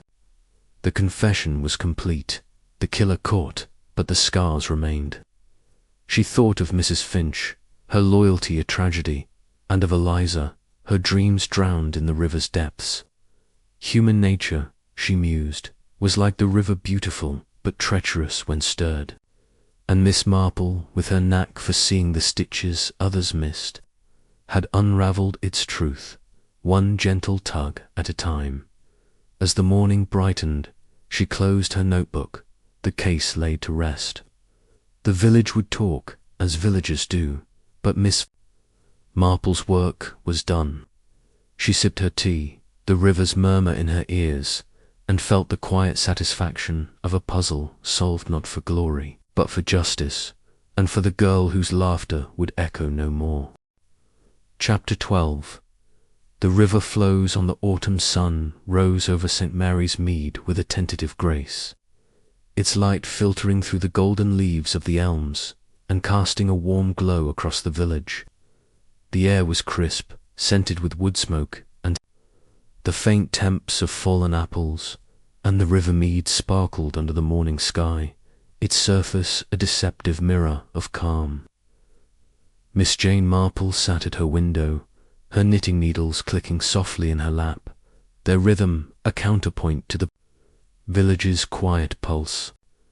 The case of Eliza Thorne's murder was solved, its threads unravelled by her careful hands, but the village bore the scars of its secrets, and Miss Marple, with her knack for seeing beneath the surface, felt the weight of its healing. The confession of Mrs. Finch, delivered in the stark light of the village hall, had spread through St. Mary's Mead like ripples on the river, stirring shock, sorrow, and a reluctant relief. Thomas Reed, freed from suspicion, had returned to his carpenter's shop, his hands steady but his eyes haunted by the ordeal. Mr. Grayson, his smuggling exposed, faced ruin, his polished exterior crumbling under the scrutiny of Inspector Craddock's investigation. Clara Weston, her jealousy laid bare but her innocence confirmed, moved through the village with a quieter step, her sharp tongue softened by the nearness of tragedy. And Mrs. Price, freed from her husband's influence, baked her rolls with a lighter heart, though her glances still held a trace of guilt for the testimony that had misled. Miss Marple's parlour was a haven of order, its chintz curtains framing the view of the high street, where life resumed its familiar rhythm. Children darted to the schoolhouse, their laughter a bright note against the village's sombre mood, and shopkeepers swept their doorsteps, exchanging nods with passers-by. Yet beneath the normalcy, Miss Marple sensed a shift of wariness, as if the village had glimpsed its own depths and flinched. Human nature, she mused, was like the river, beautiful in its flow, but treacherous when stirred. Eliza's death had stirred it, and the currents would take time to settle. Her notebook, now closed on the table, held the case's chronicle, the scrap of blue fabric, Billy Tanner's cloaked woman, Clara's muddy boots, the key from Mead Hall, the letter that lured Eliza to her death, the scuff mark on the footbridge. Each had been a clue, small but significant, leading to Mrs. Finch's desperate act. The housekeeper, driven by a loyalty that had twisted into murder, was now in custody, her confession a heavy stone dropped into the village's heart. Miss Marple thought of her, alone in a cell, her grey bun askew, and felt a pang of sorrow. Loyalty, she knew, could be as deadly as jealousy, and Mrs. Finch had paid the price for both. A knock at the door announced Cherry, her maid, bearing a tray of tea and scones. "Morning, Miss Marple," Cherry said, her cheeks flushed from the chill. "The village is all talk about Mrs. Finch. They can't believe it her, of all people. And Mr. Grayson's smuggling, good heavens. They say he's leaving Mead Hall, selling it to pay his debts." Miss Marple smiled, accepting a cup. Villagers, Cherry, love their stories, but they're quick to move on. Pour yourself a cup, my dear, and tell me, what else are they saying? Cherry perched on a chair, her eyes wide. "Oh, everything. Some say Thomas is planning to leave, start fresh somewhere else. Clara's been seen at the church, praying, they say, for forgiveness. And Mrs. Pricewell, she's baking extra rolls, giving them free to anyone who asks. Feels bad about pointing at Thomas, I reckon. But mostly, they're talking about you, Miss Marple. How you knew, how you set that trap at the vicarage. They're calling you a proper sleuth." Miss Marple's laugh was soft, like the rustle of leaves. "A sleuth, indeed. I'm only an old lady who listens, Cherry. The river told the story, not I now. Those scones look splendid, let's have one." As they ate, Miss Marple's mind drifted to the river, its role in the case as central as any suspect. It had carried Eliza's body, held the cloak that betrayed Mrs. Finch, and whispered its secrets to those who knew how to hear. She thought of the footbridge, its moss-lit planks a stage for murder, and of the willow where Billy had seen the cloaked woman. The river, she mused, was like the village itself, calm on the surface, but with depths that could drown. Eliza had stirred those depths, her ambition and curiosity igniting a chain of events that ended in tragedy. Her reverie was broken by a second knock, and Dolly Bantry swept in, her coat flapping and her eyes alight with excitement. "Jane, you marvel," she exclaimed, collapsing into a chair. "I've just come from the post office, and it's all anyone can talk about. Mrs. Finch, Grayson, the smuggling, it's better than a novel. You must tell me everything. How did you do it? That trap at the vicarage, it was genius." Miss Marple poured tea for her friend, her smile enigmatic. "It was no genius, Dolly, only observation. People, you see, are predictable in their unpredictability. Mrs. Finch's loyalty was her weakness, and when I mentioned the fabric, the witness, she couldn't resist trying to cover her tracks. The river did the rest." Dolly's teacup rattled. In its saucer, her enthusiasm undimmed. "The river. Jane, you make it sound alive, but tell me, how did you know it was her?" Clara seemed so likely, with her jealousy, and Grayson was positively shifty. "And that key you took, it unlock anything?" Miss Marple's needles clicked, a soothing rhythm. "The key, Dolly, was a temptation I resisted. It might have led to Grayson's papers, but Mrs. Finch's confession made it unnecessary." As for Clara, her jealousy was real, but it burned inward, not outward. Grayson's secrets gave him motive, but he lacked the nerve for murder. Mrs. Finch, though she was the shadow no one saw, her loyalty to Grayson was a fortress, but it hid a crack, and Eliza found it. Dolly leaned forward, her eyes wide. "That smuggling business artifacts through Mead Hall. Who'd have thought it?" And Eliza, poking into his study, threatening. "To tell, it's ghastly, Jane, but thrilling. What happens now? Will Grayson go to prison?" Miss Marple sipped her tea, her gaze drifting to the window. "That's for the courts, Dolly. His smuggling will cost him dearly, his fortune, his name. Mead Hall will pass to another, and the village will forget in time. But Eliza won't be forgotten. Her dreams, her laughter, they're part of the river now, flowing on." Dolly sighed, her excitement giving way to reflection. Poor girl, she wanted so much London, a new life, and Mrs. Finch, all for Grayson. It's tragic, isn't it? So much lost, for what? Miss Marple's needles paused, and she met Dolly's eyes, her voice soft but firm. "For pride, Dolly, and fear. Mrs. Finch feared losing her place, her purpose. Grayson feared ruin. Eliza feared nothing, and that was her undoing. Human nature, you see, is a river of its own, with currents we can't always chart." Dolly shook her head, reaching for a scone. "You're too wise, Jane, but you've saved the village, you know. Thomas is free, Clara's softened, and even Mrs. Price is kinder. You're a miracle worker." Miss Marple's laugh was light, like the chime of a bell. "No miracles, Dolly, only listening. The small things, a glance, a word, a scrap of fabric, they tell the story, if one pays attention. Now, tell me about your garden. Those dahlias must be splendid. They chatted as the morning brightened, Dolly's tales of roses and aphids, a welcome respite from the case's shadows. But Miss Marple's mind lingered on the river, its role in the village's healing as vital as its role in the crime.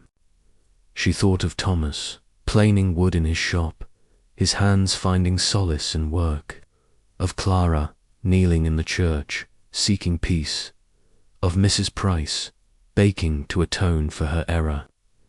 Each was a thread, woven back into the village's fabric, and the river, ever flowing, carried their stories onward. That afternoon, Miss Marple walked to the river, her shawl draped against the chill. The footbridge stood as it always had, its planks worn but sturdy, and the willows drooped over the water, their branches swaying in the breeze. She paused where Eliza's body had been found, the reeds now upright, their scars hidden. The river was calm, its surface reflecting the sky, but Miss Marple knew its depths held memories of Eliza's laughter, Mrs. Finch's desperation, the village's secrets. A figure approached, and she turned to see Thomas Reed, his cap in hand, his face etched with gratitude. "Miss Marple," he said, his voice rough with emotion, "I wanted to thank you. They told me what you did, how you found the truth. I thought I was done for, but you saved me." Miss Marple's smile was warm, her eyes soft. "My dear boy, I only listened. The truth was there, in the river, waiting to be heard. You're free now, make something of it, for Eliza's sake." Thomas's eyes glistened, and he nodded, his hands clenching his cap. "I will, ma'am. I'm leaving the village, starting fresh, but I won't forget her or you. Thank you." He walked away, his step lighter, and Miss Marple watched him go, her heart full but heavy. Thomas would carry Eliza's memory, as the village would carry its scars, but both would heal in time. She turned back to the river, its murmur a song of continuity, and felt a quiet satisfaction, not of triumph, but of justice done for a girl whose dreams had been drowned too soon. Back at her cottage, Miss Marple sat by the fire, her knitting resumed. The village was settling into autumn, its rhythm restored, and she was content to let it flow. She thought of Mrs. Finch, her loyalty a tragedy, of Grayson, his ambition undone, of Eliza, her spark extinguished. The river, she mused, was their mirror, reflecting their hopes and fears, their loves and losses, and she, with her quiet ways, had read its reflections, piecing together a truth that set the village free. Cherry returned, bearing news from the high street. Mead Hall was for sale, its gates locked. Clara had taken a commission for a wedding dress, a sign of renewal. Mrs. Price was planning a charity bake. Miss Marple listened, her needles clicking, and smiled. The village, like the river, would flow on, its secrets buried but not forgotten. As evening fell, Dolly telephoned, her voice bubbling with questions. "Jane, I'm still reeling," she said. "Thomas, free. Grayson, ruined. You must come to dinner. Tell me every detail. How do you do it?" Miss Marple chuckled, her voice warm. "It's no mystery, Dolly. The river tells the story, and I listen. Come tomorrow, and we'll talk of pleasanter things. Your dahlias, perhaps." Dolly laughed, promising a feast, and Miss Marple hung up, her eyes on the fire. The river flowed on, and so would St. Mary's Mead, its heart bruised, but beating. She closed her knitting basket, the case laid to rest, and felt the peace of a puzzle solved not for glory, but for the girl whose laughter echoed in the river's song, and for the village that would carry it forward, ever flowing, ever true.